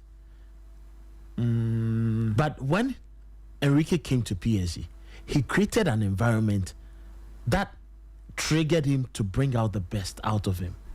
So there are times, differentials in managers, in environment, in club, in personal ambitions. I'm happy you've mentioned that. Changes. Because Dembele himself also has said, and he's spoken about how he had to make sacrifices. He had to now think a bit more about his career. Exactly. Lots of people say two things happened in his life. And why did he start thinking about his career? I'm coming. It was the manager. Yeah, true. But many people say two things in his personal life happened. The fact that he got married and the fact that he had a daughter. Some people say just when those two things happened, he began to see life very differently and he began to think more about his career as a footballer, the decisions, the late night partying had to stop, the late night PlayStation had to stop. He had to start eating better. He had to employ chefs to figure out the food that would work for him, physiotherapists and all. He was now paying more attention to his career. And a lot of people say that, and again, the manager. So I come back to your point. That and because Luis Enrique, he married in 2021, but he was still not as focused as he should be. But Enrique came and let him know that, gentleman, this is the quality you possess. Especially when Mbappe left. Thank you. He told him that this is your team now, and I need you to do something. And he even benched him for several games until he realized, come on, I am losing it. What do I need to do? I quickly need to reorganize, rethink, and then get back into. So yesterday he credited Enrique that he became a father figure for him. Yeah, that is true. He became a father figure, and that is what changes players. Thierry Henry back at Juventus, he nearly almost gave up on his career. As a Wenger just brought him, and he changed. Michael Essien was playing wonderfully at Lyon, but under Mourinho, he got to another level. Exactly. Yeah, you are right. I'm not sure how many players would have loved to stay or keep themselves at a losing Arsenal every now and then, not winning anything. But as Wenger gave the idea to Robin van Persie, despite your injuries, you want to go back to Netherlands. No, stay. You become a better player. Eventually, he did, and he moved on to Manchester United, where he won and won again. Yeah. So I always say that I think managers, coaches, environment. So when players find it difficult to fit in certain places, just about 2 or 3 days ago, I saw a video of Paul Pogba speaking to Ansu Fati, clearly telling him that he had been at his level. He even played better football. I'm sure when Pogba was young, we saw him. Played even better football. But there are certain elements, certain things that would define you. I don't know how Ansu Fati is going to take it. Just like Mikel, I always go back to what Arteta said, which has been, corroborated by other coaches. If the player is not willing to do it, Because it will never work. Because it will never at that change point, you. it is never an argument of whether the player can. Yes. Clearly, to make it to this point, Yes. you have the ability. Yes. It's the willingness to Exactly. now do the extra work. And I just hope that, this is a lesson to some of our local players. And that is why we credit Benjamin Asari so much for the level he has come. If you go back, when you get Richard Kingston, speak to him. When Asari got injured and he was recovering, he was like, oh, maybe I will just sit on the bench, stop giving me pressure. But Richard Kingston knew exactly what he wanted out from this player. And now, he has become Ghana's number one. Hearts of Folk, he's become a barrier, a pillar in that goalpost. Difficult to beat him. Yeah, and I'm told that when he was in the Black Stars camp, when Fetchefa took a liking to him because of his attitude. Exactly. I'm told he really liked his attitude. Yeah. Very positive attitude, committed to the work. That's why he's Black Stars. And that started from that sort of mentality and resilience Richard Kingston gave him when he got back into Olympics and started picking up the pieces. I just hope that, our coaches, our managers will start learning. It's the reason why I have problem with the under-17 coach. I know we're coming back to that. Michael's friend, yes, doctor. I just hope that coaches will get to understand players and then, put them in the right frame, and that will create those enabling environments for players to succeed and survive. It all goes back to the coaching education. If Enrique wasn't at that level with that sort of education to get to know that, come on, this is my team, this is how I want, this is what I want you to do. Psychologically, he knew exactly what he was doing for the player. And now we have a player that the world beholds. What is left for Dembele to do now is to lift France, because he's been disappointing every now and then when Kylian Mbappe isn't available since 2018. When Dembele rose, Mbappe wasn't close. But Mbappe has become the shoulder on which the French national team leans on. That's true.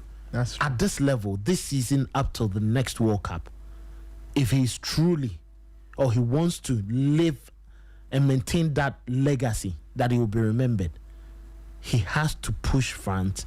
If not winning the title, he should be instrumental in the challenge for a World Cup. Yeah, that's true. France have made 2 back-to-back World Cup finals. Exactly. That hasn't happened. The last team to do it, Michael, correct me if I'm wrong, was Brazil, right? 98, 2002. Yes. Yeah. And France have done. They made it 3 times. 3. Brazil made it 3, 94, 98, yes, 2002. So yeah. And it's not like France don't have the talent and quality. They do. So all he needs to do is to show up and come to the party like he did for PSG, working tirelessly. Hopefully he does that. Because if it's going to be just this season and with a club level and that it doesn't, repeat itself at the national team. Look at all the greats. Today I was just looking at the list of Ballon d'Or winners. Yes, and you can see most of them have been instrumental for their national teams, even in the last couple of years. Ronaldo, Messi, even Rodri. Yes.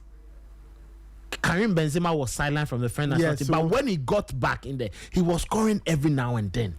Until Didier Deschamps and his nonsense decided to leave him from the World Cup. Just look at them. Let's start from 2000. Figo. Yeah, key national team player. Michael Owen, who was scoring for England. Ronaldo. Scoring for Brazil. Pavel Nedved for Czech Republic. Shevchenko. Ronaldinho. Fabio Cannavaro, 2006, where I have a fight that I think Zidane should have won it again. But he was key in Italy winning the World Cup. Kaká. Cristiano Ronaldo. Messi. Ronaldo again. Messi, Luka Modric. Messi, Karim Benzema. So it's clear. And all of them played important roles for their country. If they were not scoring, they were key parts of the team. You get it. So hopefully, Dembele does that. The mosquito needs to bite, and he needs to bite harder. Well, Michael, your thoughts on this? Last night, as I was watching it, some friends of mine sent me a message. Somebody said, look, Lamine Yamal is 17, 18. Yeah, he'll probably win a lot more in his time. And, and Kelvin talks about player application. So So the next, I guess, between now and when the next one is given, that's why the way he has started. You see his videos and pictures. You people should talk to him. You should talk to him. But Kelvin, your thoughts on what Kelvin is saying, player application, the attitude, environment, and how all can come together to award a player or give players the highest individual awards in the game of football? Well, I think both of the pitch factors and on the pitch factors culminated in what Dembele has become. But it first has to do with the player realizing. So the self-realization period is very important. In this vein, I think certain incidents that happened in the life of Dembele kind of shaped him to come appreciate how he's transitioning from a young boy into a young man, and he needs to accommodate some level of responsibilities to make sure that he is actually accounting properly for his life. And I think the off-field factors would have to do with his marriage, and then him eventually being a father. It kind of changed how he saw life. It kind of added some added responsibilities to him. And so there were certain things he did on his own, he did with friends, which perhaps would not really have helped him in terms of his physical growth, and also the other aspect of his life, making sure that he is fit, ready for any kind of sporting exercise. And then the off-field issues, the on-pitch issues would deal with the kind of people he work with. Let's say after Ronald Koeman, I think one most important figure in Dembele's sporting life, even before he encountered Enrique, was Xavi Hernandez. At Barcelona, I remember Dembele was under a lot of flack. They were abusing him. The fans were jeering at him. I remember at a point in time, I think circa 2021, 2022, or 2022, 2023, the club wanted to move him on. And Xavi was insistent that no, he wants Dembele on board. He defended him. And in his first game on his return from a lengthy injury, the Barca fans, it was a home game. They were jeering at Dembele, and Xavi spoke against it. He publicly backed Dembele at every given opportunity. And there's one profound statement he made, that Dembele is a raw gem, but when he's used properly, he could become one of the best players in the world. And Xavi said this like 3 years ago. And then exactly like in 2025, we are seeing the efforts Dembele had to put in, and then we are all seeing the rewards that is coming his hand. So I think Xavi was a key figure in helping to shape how Dembele saw his footballing life. He backed him even in the most difficult of circumstances, and he urged him on. He encouraged him. I remember at a point in time, he had like 20 assists in Xavi's era. Dembele left the Barcelona side under Xavi when he had contributed in excess of 20 assists. In one season alone under Xavi, he gave 13 assists, which had not really happened in Dembele's Barcelona career. So I think that, the beginning or the starting point for Dembele was working under Xavi. And it kind of helped him to ease into the Enrique era, because Enrique is that difficult a person to work with. He is a strict disciplinarian. He will always ensure that whatever he wants to be done is actually adhered to. And then he doesn't allow for compromises. So at the early days between the relationship, we could see that last season, Enrique was even benching him. Enrique was not using Dembele consistently. Something had to click. Again, it would have to be those Dembele engages with at home. And I was not surprised. Now let me narrate this. If I am pissed off at work, at the office, and I have to go home, it means the closest person to me will be the one I engage in a conversation about what I have felt. And then some of the closest people to me outside my home. So I'm just preempting, I'm just assuming or imagining that this is Dembele. He has been benched by Enrique. He's been given a raw deal at training. He goes home. The first person he speaks to will be his wife. And then any kind of counsel will come from her. Oh, just the coach, he doesn't like you. Put in a transfer request and leave.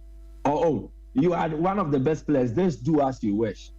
But I want to believe that the wisdom of Dembele's wife will be to calm him down, make him understand or appreciate the situation and why he needs to work hard. Again, Dembele's mom Sporty FM. If anything bothers me, the closest person I want to engage in is one of my parents, the one I'm closest to. And from all indications, Dembele is very close to his mom. So I call mommy. This is the situation.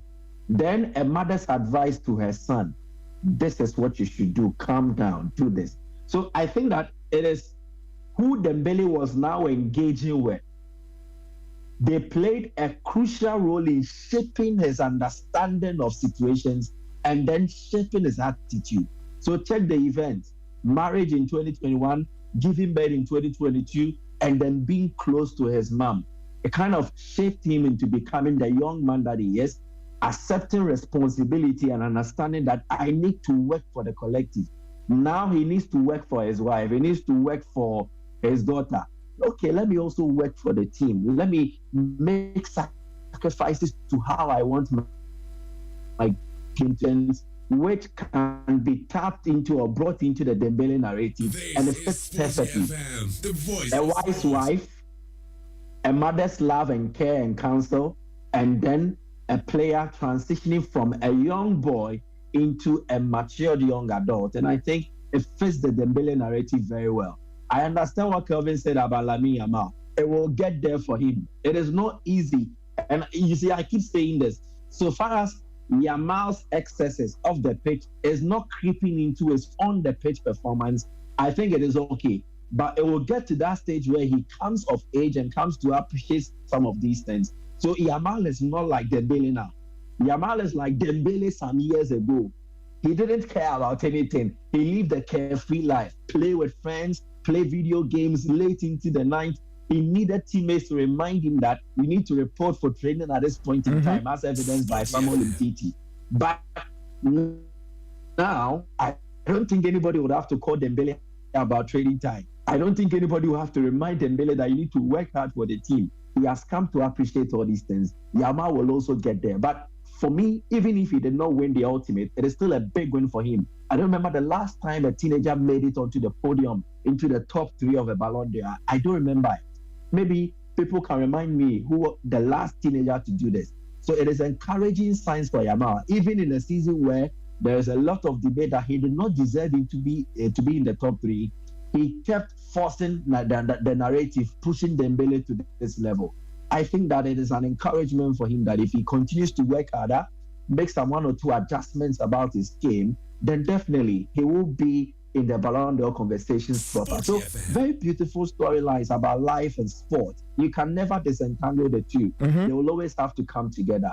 And Dembele's life off the pitch helped shape his life on the pitch. And it's what has led him here. So it's a beautiful story as told by Kelvin. And I subscribe to this throughout. That's his moment number on air.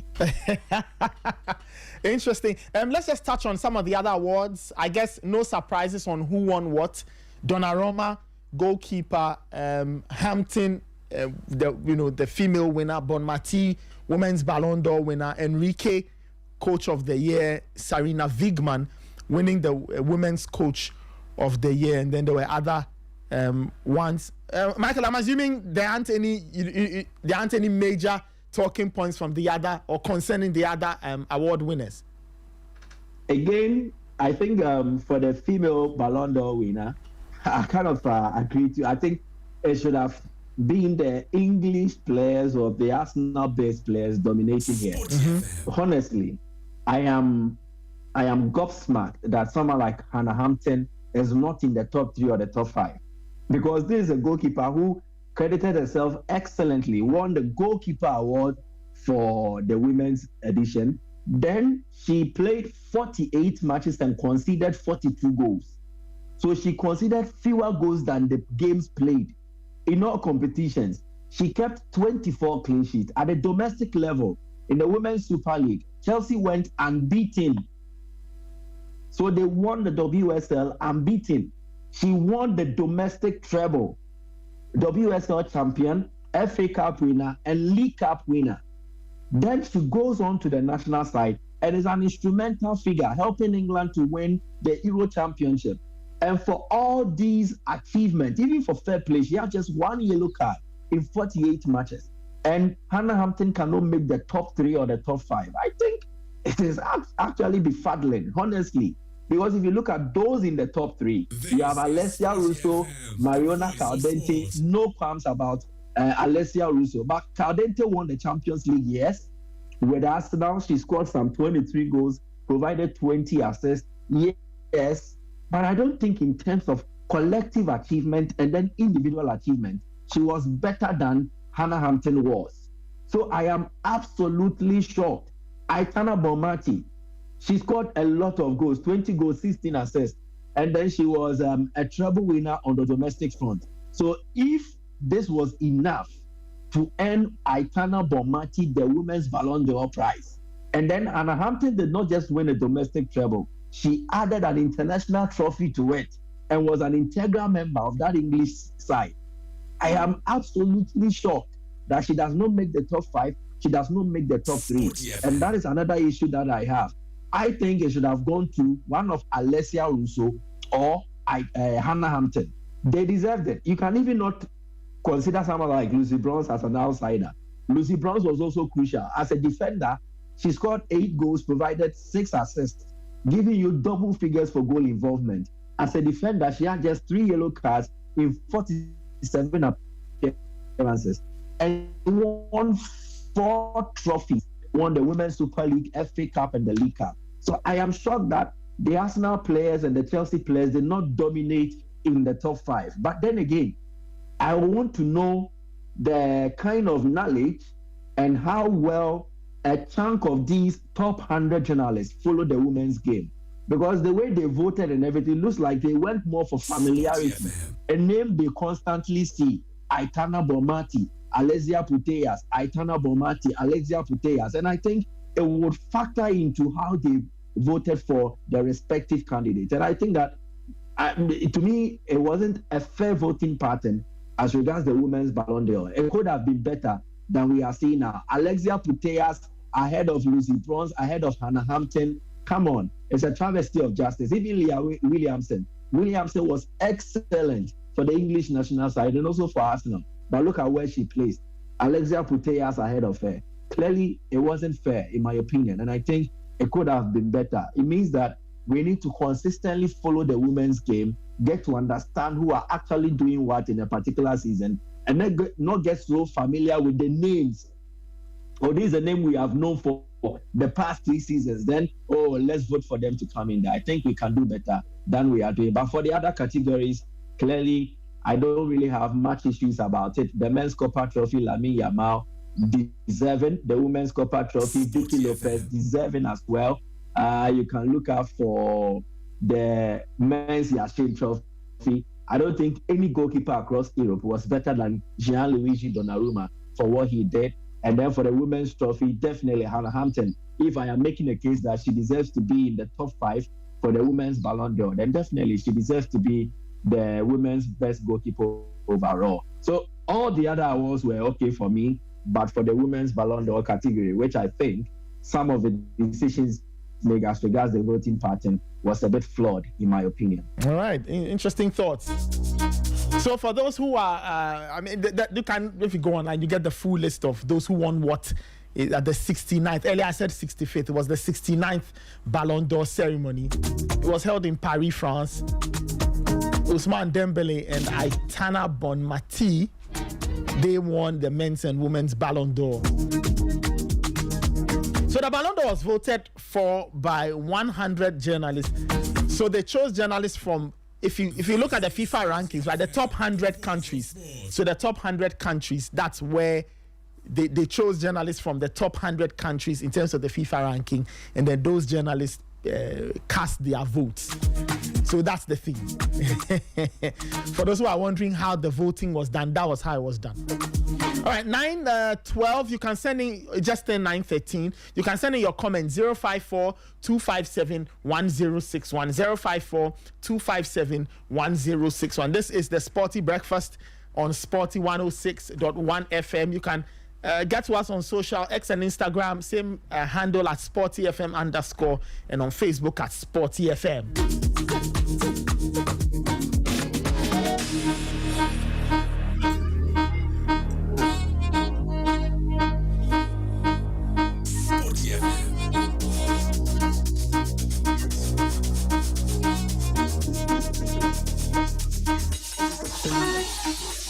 All right, let's do some local football. Now, two stories. Hearts of Oak beat Dreams for the first time in 6 or 7 matches. Yesterday, Hearts won by 1-0. The first half goal was the difference as Hearts got 3 points and now have 4 points on the table. Their first league win of the season to give them lift-off, if you like, right, in terms of the Ghana Premier League. Let's hear from the two managers, okay? We'll hear from the two managers who were involved in this particular game. First, let's hear from Hearts of Oak's Masoud Didi Dramani. He spoke after Hearts beat Dreams by 0 yesterday in Tema. You need more time to have the confidence to be scoring, to create maybe 3 opportunities, 3 chances, and then you score the 3. Or you create 5 and then you score 4 out of them. Then you become more efficient in front of goal. You need confidence to do that. So we need to have more our character points leading into this game was to set up the right mentality. So we're to set the right mentality of winning. And so irrespective of how the game was going, we needed to just set up our minds that we have to play and win, but still we have to keep our structure. So that was Masoud Didi Dramani, Hearts of Oak coach, speaking there. He talks about they still need to improve, they will need time to get better. Let's hear from his opposite number, Winfred Dorman, who's head coach of Dreams FC. He spoke after they lost to Hearts of Oak by 0. Because we knew beforehand that us is a pressing team, so this game was going to be difficult. And against the run of play, they scored. We began to open them up. We spread them from the front. Our win play was very, very interesting. But we lacked the countering edge. From the break, we did 1 or 2 tactical adjustments. We brought on more attacking incline. We had our moments. We created a decent number of chances. But then the finishing was problematic. Overall, I think it was a good game from Dreams FC's perspective. But we need to improve in our final game. All right, that was Winfred Dorman, head coach of Dreams FC. He says they need to improve in the final third. It looks like all aspects or other aspects of the game satisfied him. It's just the finishing that cost Dreams. Hearts of Oak, they got that goal very early in the game after 14 minutes or so, and it was enough to give them 3 points on the board. I don't know if there are any comments. Kelvin, Michael, any comments? This is Sporty FM. Michael, yes. Voice of Sport. Okay, Michael, I think you're muted. It was a deserving win for Accra Hearts of Oak. Their first win against Dreams FC since May 2022. So it's been quite some time since Hearts of Oak beat Dreams FC. And they had been a thorn in the flesh of the Phobians. They needed something. They needed a result. And what makes it more sweet had to do with the fact that they won and then kept a clean sheet, which hadn't come for Accra Hearts of Oak since October of 2024. So it is something that is positive. You can look at what Didi Dramani is doing. Hearts of Oak are now playing some of the best football in the country. It looks like almost every individual in the side has improved. And then for Hussein Mohammed, the last season he played 30 games, he scored a goal. And then just this season he's played 2 games, he scored 1 goal. Tells you that he's actually matured into the Ghana Premier League. After transferring from BB United to Hearts of Oak, most players will actually struggle to adapt to such a team with such high demands. You see, when you play for WB, they will exalt you, they will hail you for every performance that you give. But for Hearts of Oak, every game that you play will be subjected to scrutiny. You will be judged, you will be assessed. There are times you will be done that fairly, or there will be times where it will be very unfair. You need to mature mentally to understanding what it takes to be the Accra Hearts of Oak player. And I think that after 1 season, he has come to appreciate it and is playing the best of his football with the deft touches, with the silky displays. And then if it's adding goals to it, it makes it all beautiful. So it's a beautiful win for Hearts of Oak. But then again, they had to beat Dreams just when Zito wasn't there. Because carrying Zito with Dreams FC would definitely make it a different story for Accra Hearts of Oak. But when Zito left, then maybe Hearts of Oak have found their mojo and then the antidote to defeating Dreams FC. It's a good win. 2 games for Masudi Dramani, 4 points out of 6. I think they will take it. And then 2 clean sheets as well for Benjamin Asare. They would appreciate this, and it's a great start for them. They would have loved to have won their first game, but it doesn't happen always as you wish. So you look at this, draw positives from it, improve, and then you become better. And interestingly, he said Mohamed has had his value appreciating as per transfer market. As it stands now, he's a player with the most market value. He's the most rated or the most valuable player in Ghana's Premier League, rated at 150,000 euros.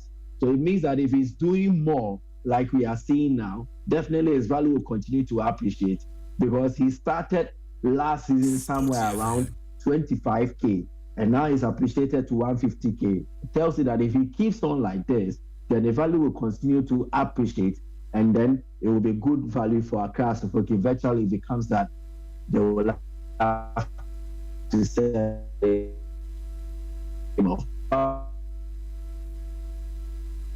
for the first 2 games, how they take that in and recover will be crucial. Last season it happened when they have sold a lot of players who had then excelled for them in the Confederation Cup and all the others. They needed to assemble a new unit and play. And under Zito, they were losing games for fun in the first round of the campaign.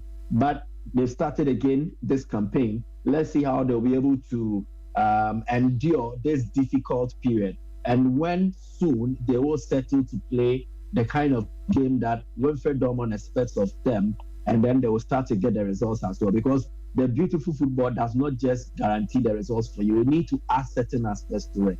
And I think maybe it will come in time for the Dreams FC team. But it is not looking all rosy. 2 games, 2 defeats, failing to score so far. It is not good news for them. And they will need to work on this and then improve. But I think this season so far, the start has been beautiful. And I wish that we sustain the momentum and even grow it better than it is now.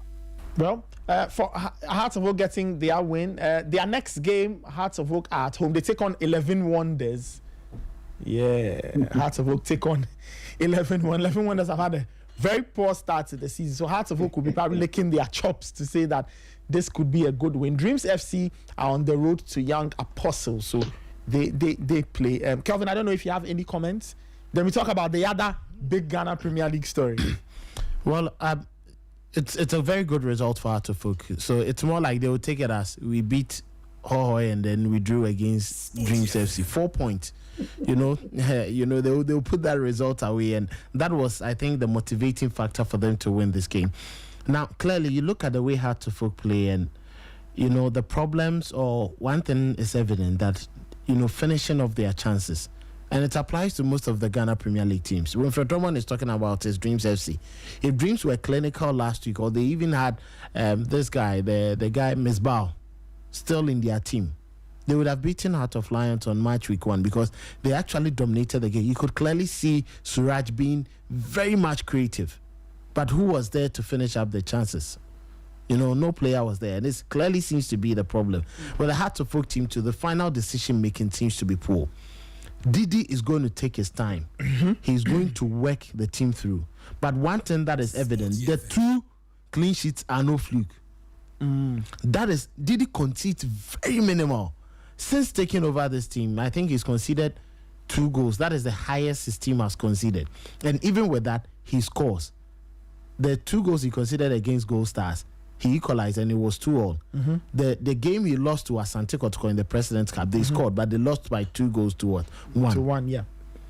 Now, in the league, 2 games, they've played 2 games. So ever since they played against Asante Kotoko in the Galka Top 4, they won. They beat Kotoko by 2-0.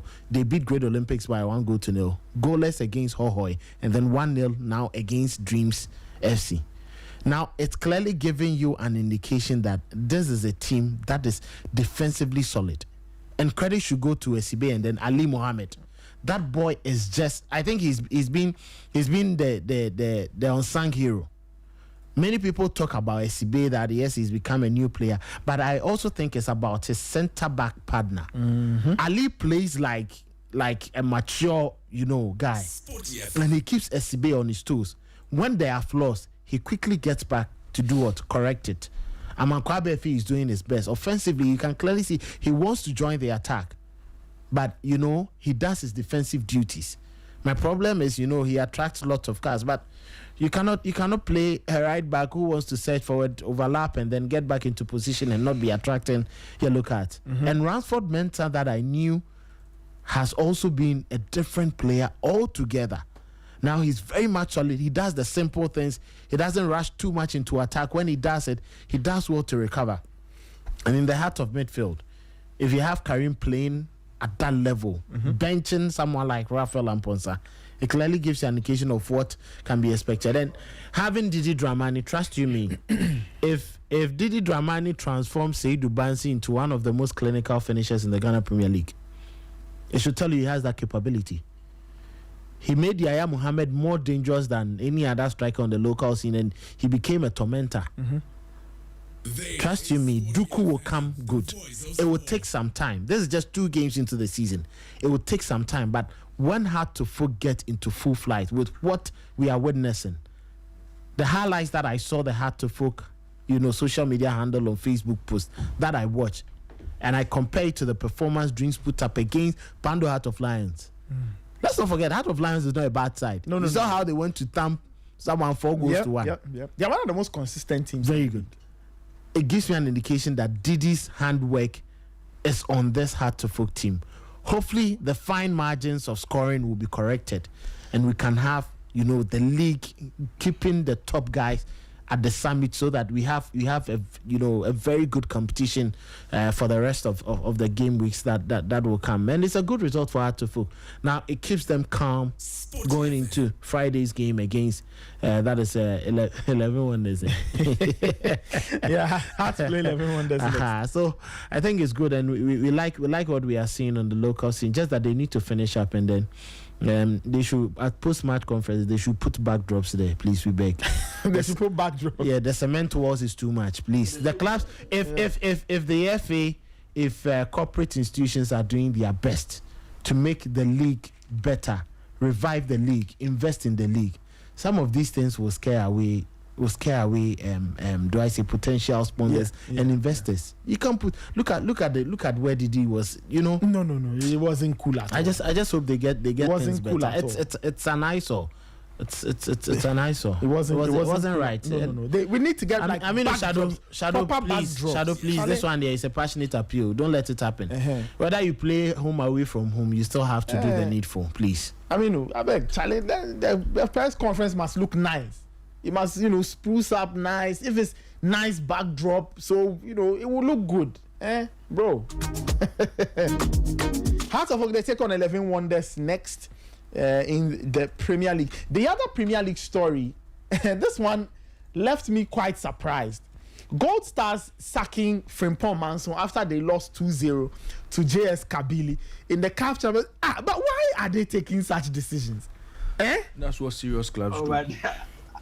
Raymond, you were saying yesterday. Yeah, Michael, you were saying something. Yeah, but I hinted this to you yesterday when we were reviewing the Gold Stars results. I told you that did. It's likely he will not. Yes, I told you. Oh, but why? So what happened was that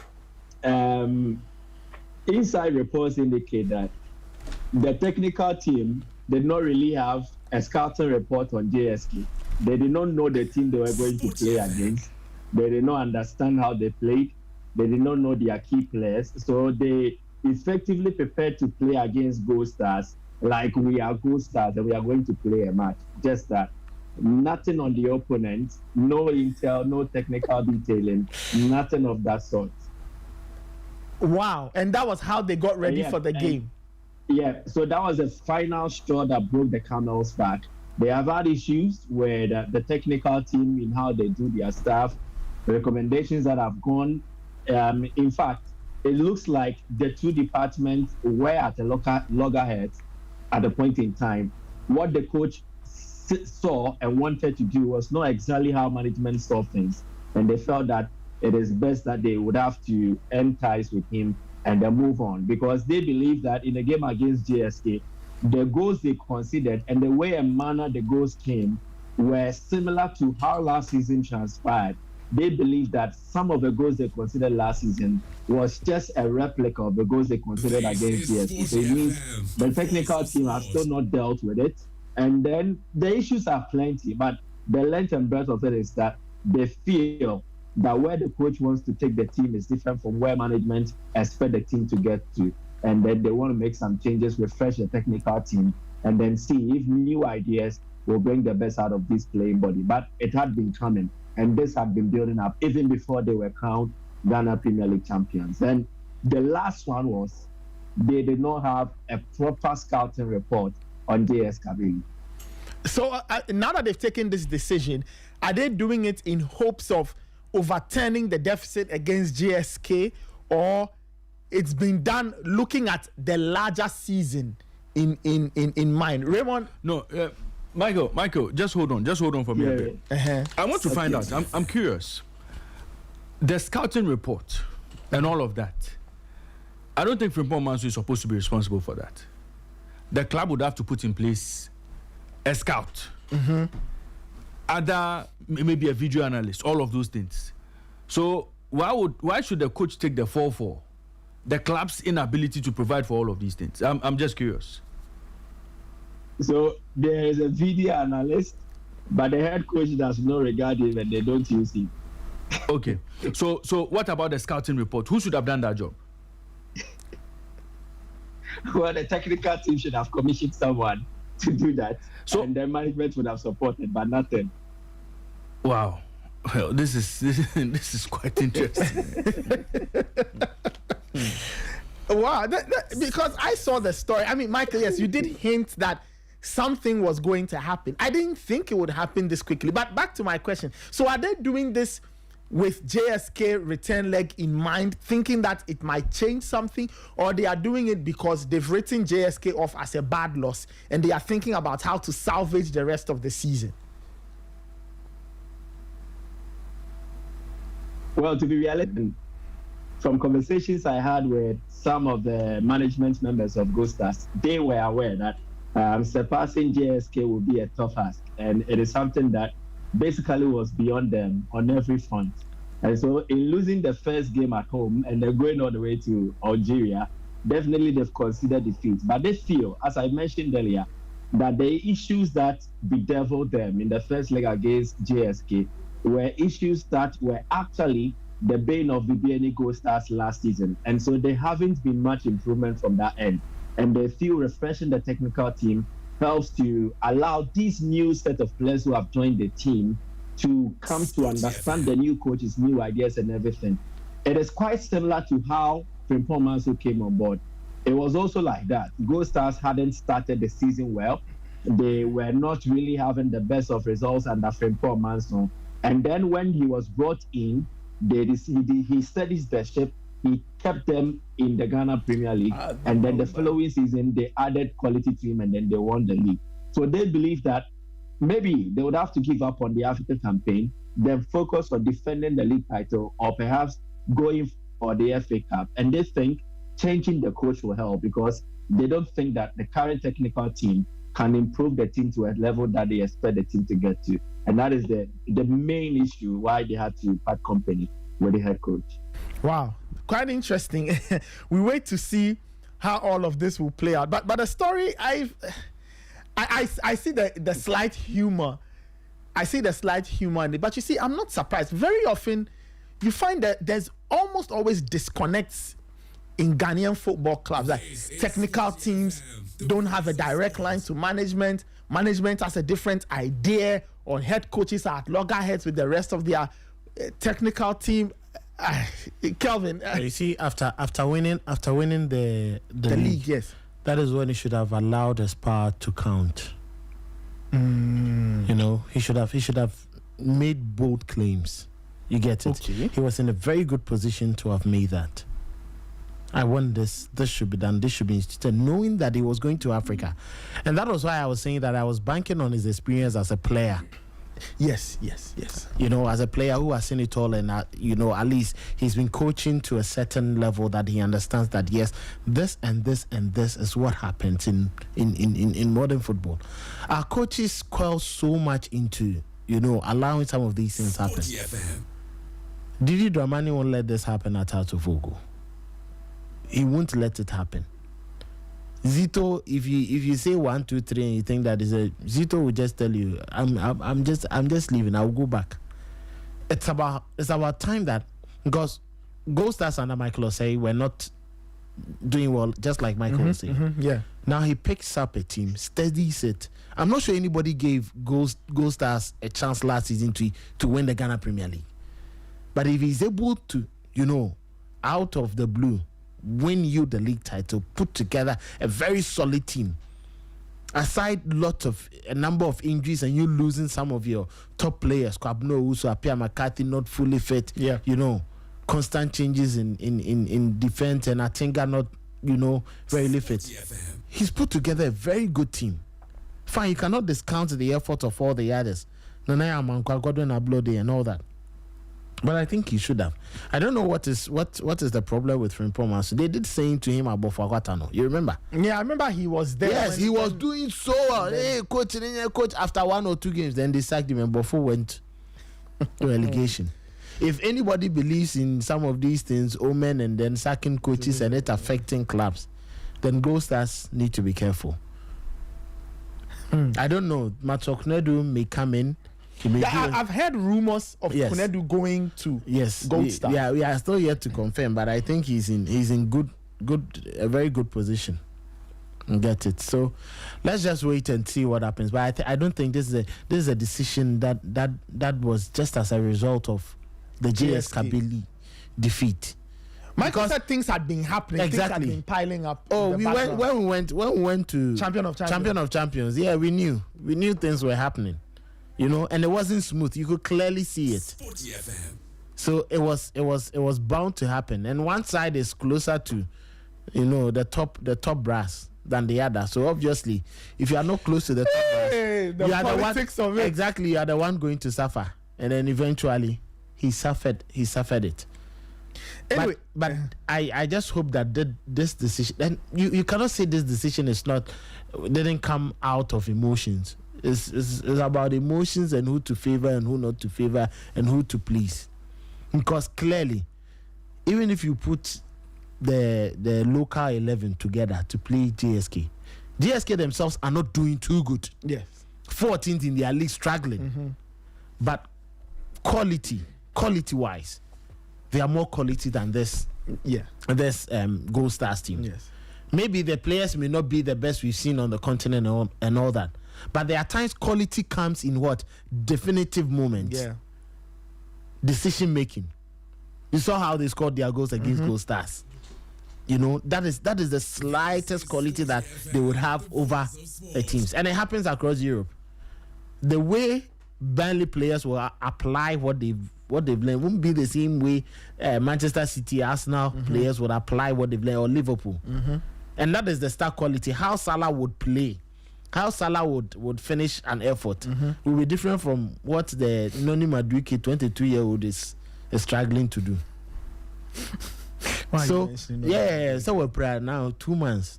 That is the latest information. After all the money spent, Noni Madueke is 2 months. So I just think that I don't know what Gold Stars want, but the CEO. The reason why I'm not shocked is Akwesi Adu came to sit here and said on the Sporty Drive with Fifi Banson that they are not looking at performing in Africa. Well, it is not their target. they don't look. It won't be a problem for them if they don't advance. So when they signed me, I'm like, okay, they want to be local champions. They're okay with whatever they have. Now they have $50,000 from the president. that money has not gone yet. Oh, Massa. Chief of Staff. Whether it has gone or it hasn't gone, the president has said it's a promise. Raymond doesn't want them to get the money. He says they won't progress, so they shouldn't give them. They will take their money. That one is not your matter. Kofi Adams also went to give them some money and all that. So we'll collect or do refund all those ones. Massa, come on for there. Someone took 6-1. they didn't refund any money. And that's they also won't get any. Government support has always been there.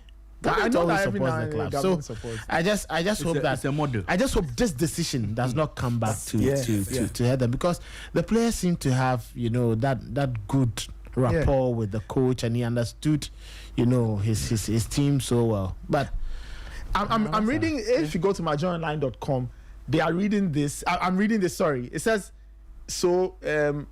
The news was communicated to the squad after their morning training session in Accra on Monday, with the directive said to have come from top management. Multiple sources told Joy Sports the decision had left both the technical team and the players shocked, with morale in camp reported to be low or to have dipped.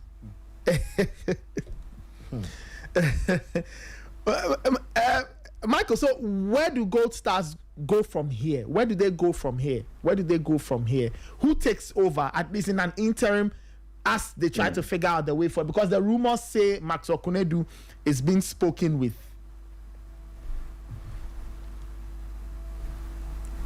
Well, he even left Gold Stars and then he had to return.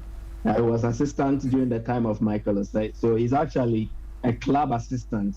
He will take charge as the main coach now on the interim, and then they will work on getting a substantive coach on board. Maxwell Kunedu is available. I saw him 2 weeks ago at Abrankese. He came to watch the Nations FC Swedro Blacks game. He spoke for a brief period. Yep. He's open to working for any local club, and I think that is difficult. Again, Gold Stars have opened it, so it is not surprising that his name has come into the picture. Their CEO, Akwesi Edu, and even some of their top management, they are close to people around Maxwell Kunedu. So such talks are not quite far-fetched. And let's see what happens with who they appoint next. But Gold Stars are hell-bent on making sure that they're able to assess some domestic dominance in the Ghana Premier League. They will want to be prominent. Either they win the league again by defending it, or they win the FA Cup. It is something that they are eagerly pursuing for this season. And their recruitment and everything pointed toward that. For Africa, they wanted to test their strength and see how far they can go. But they met a very experienced opponent, and so maybe they want to concentrate on the Ghana Premier League or the FA Cup. And they think getting a coach who fits that bill and can push them there is something that is high in terms of their priority. Maxwell Kunedu has done this. He's a former league winner. He did it with Asante Kotoko. And then he's an FA Cup winner, which he did with Nswacheman FC. So if they get him, it fits the kind of profile they are looking for. Well, we'll see where Gold Stars go from here. Listeners, we have the full wrap of week 2 of the Ghana Premier League. The GPL wind-up will be on immediately after we sign off on the Sporty Breakfast this morning.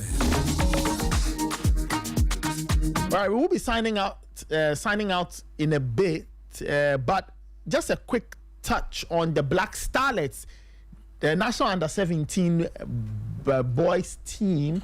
They play in Cote d'Ivoire today. They are playing in the Wafubi Championship. That's happening in Yamoussoukro, and they take on host Cote d'Ivoire. Now, the team drew 1-1 with Togo in their opening game, and now they must respond. Now they must get themselves a win. They must get points on the board or get themselves a win if they will progress from the or if they will progress from the group stage and move on to the latter part of the competition. Let's get a quick thought from Black Starlets head coach Prosper Nate Ogun. Even though they have won, I think we didn't lose. We have a point, so we just have to make sure that we keep our 11 men on the field and then play. All right, that was Prosper Nate Ogun speaking ahead of this game involving the Black Starlets and Cote d'Ivoire, and they are playing in the Wafubi competition. The team's captain has also spoken. Let me read some quotes attributed to him. Ernesto Fori, that's the team's captain, and he said, quote, "We are fully prepared for Cote d'Ivoire. We know what is at stake, and we've worked hard in training to put ourselves in a good position to win. All we need is to be tactically disciplined, and the job against Cote d'Ivoire will be easier," end quote. Cote d'Ivoire are currently top of the group. They have 3 points, and then Ghana drew 1-1 with Togo. So if Ghana beats Cote d'Ivoire, they move on to 4, right? And then on Friday, they play the final Group A game in the Wafubi Championship happening in Côte d'Ivoire. So that's the news concerning the Black Starlets. I don't know if anybody has a comment. Wish them well. The first game ended what? 1-1. 1-1. Yes, with Togo. So if you fail to qualify, it means you don't go to Africa. And then eventually we miss out on the World Cup. Once you miss out on Africa, no, that's it. You are not going to the World Cup. You say we are playing who? Côte d'Ivoire today, 6 p.m. The battle is the Lord's. Hey! You have Michael Azaribedu laughing so much. The battle is the Lord's. Hey!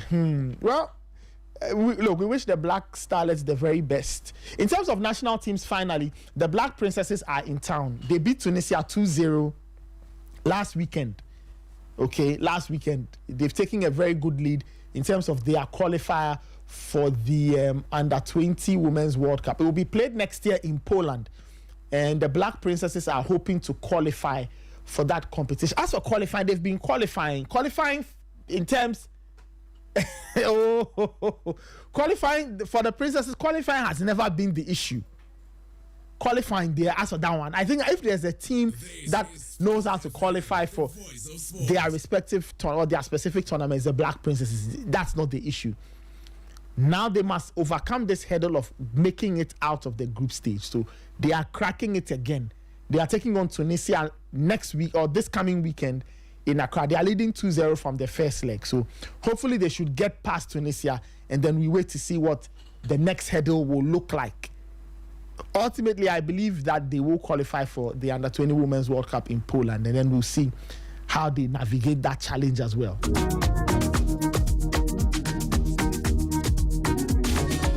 All right, it's 9:45. We'll wrap it up.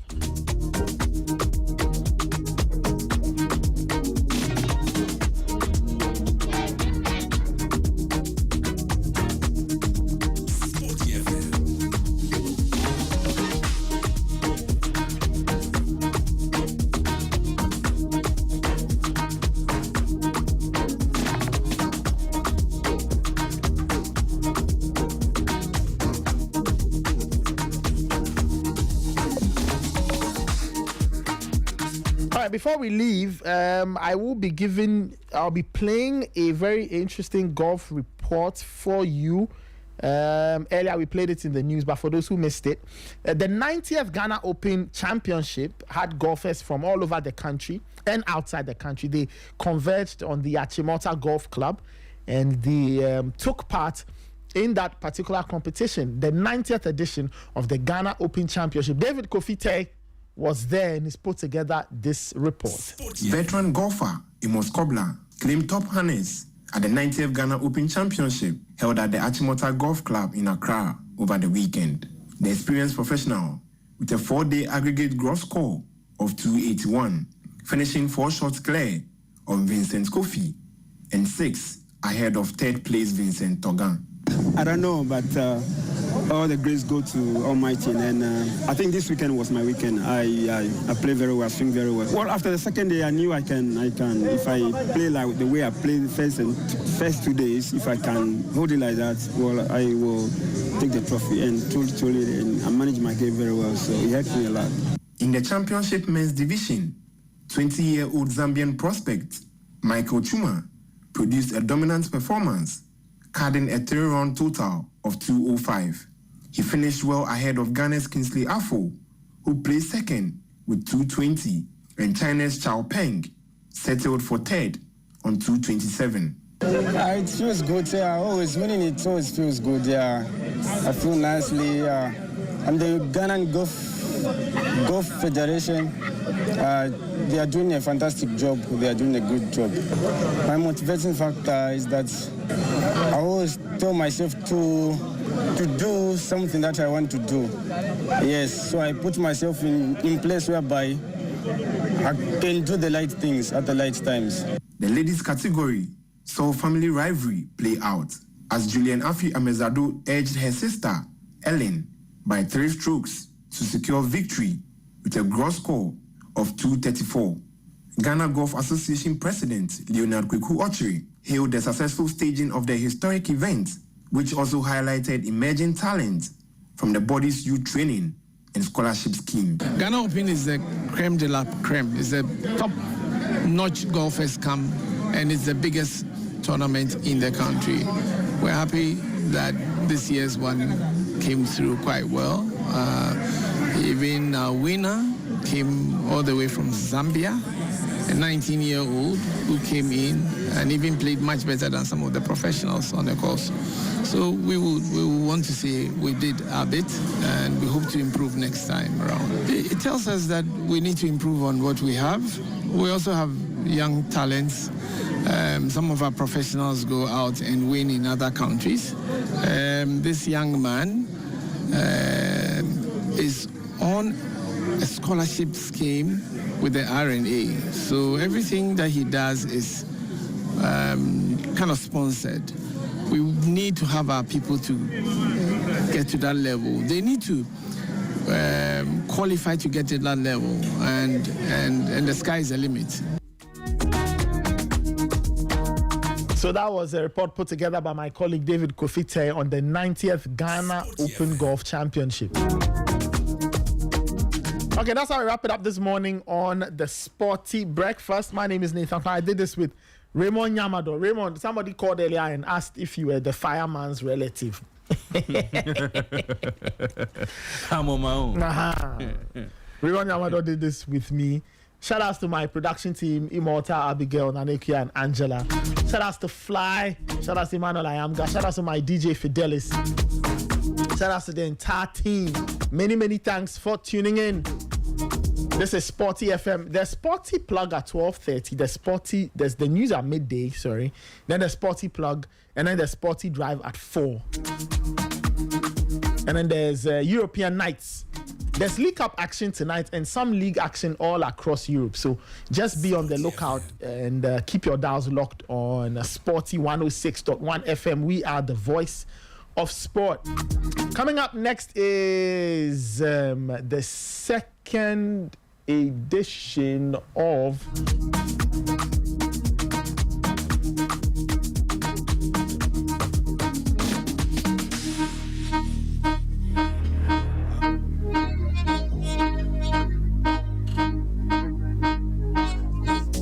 Yes, it's a wrap of week 2 of the Ghana Premier League.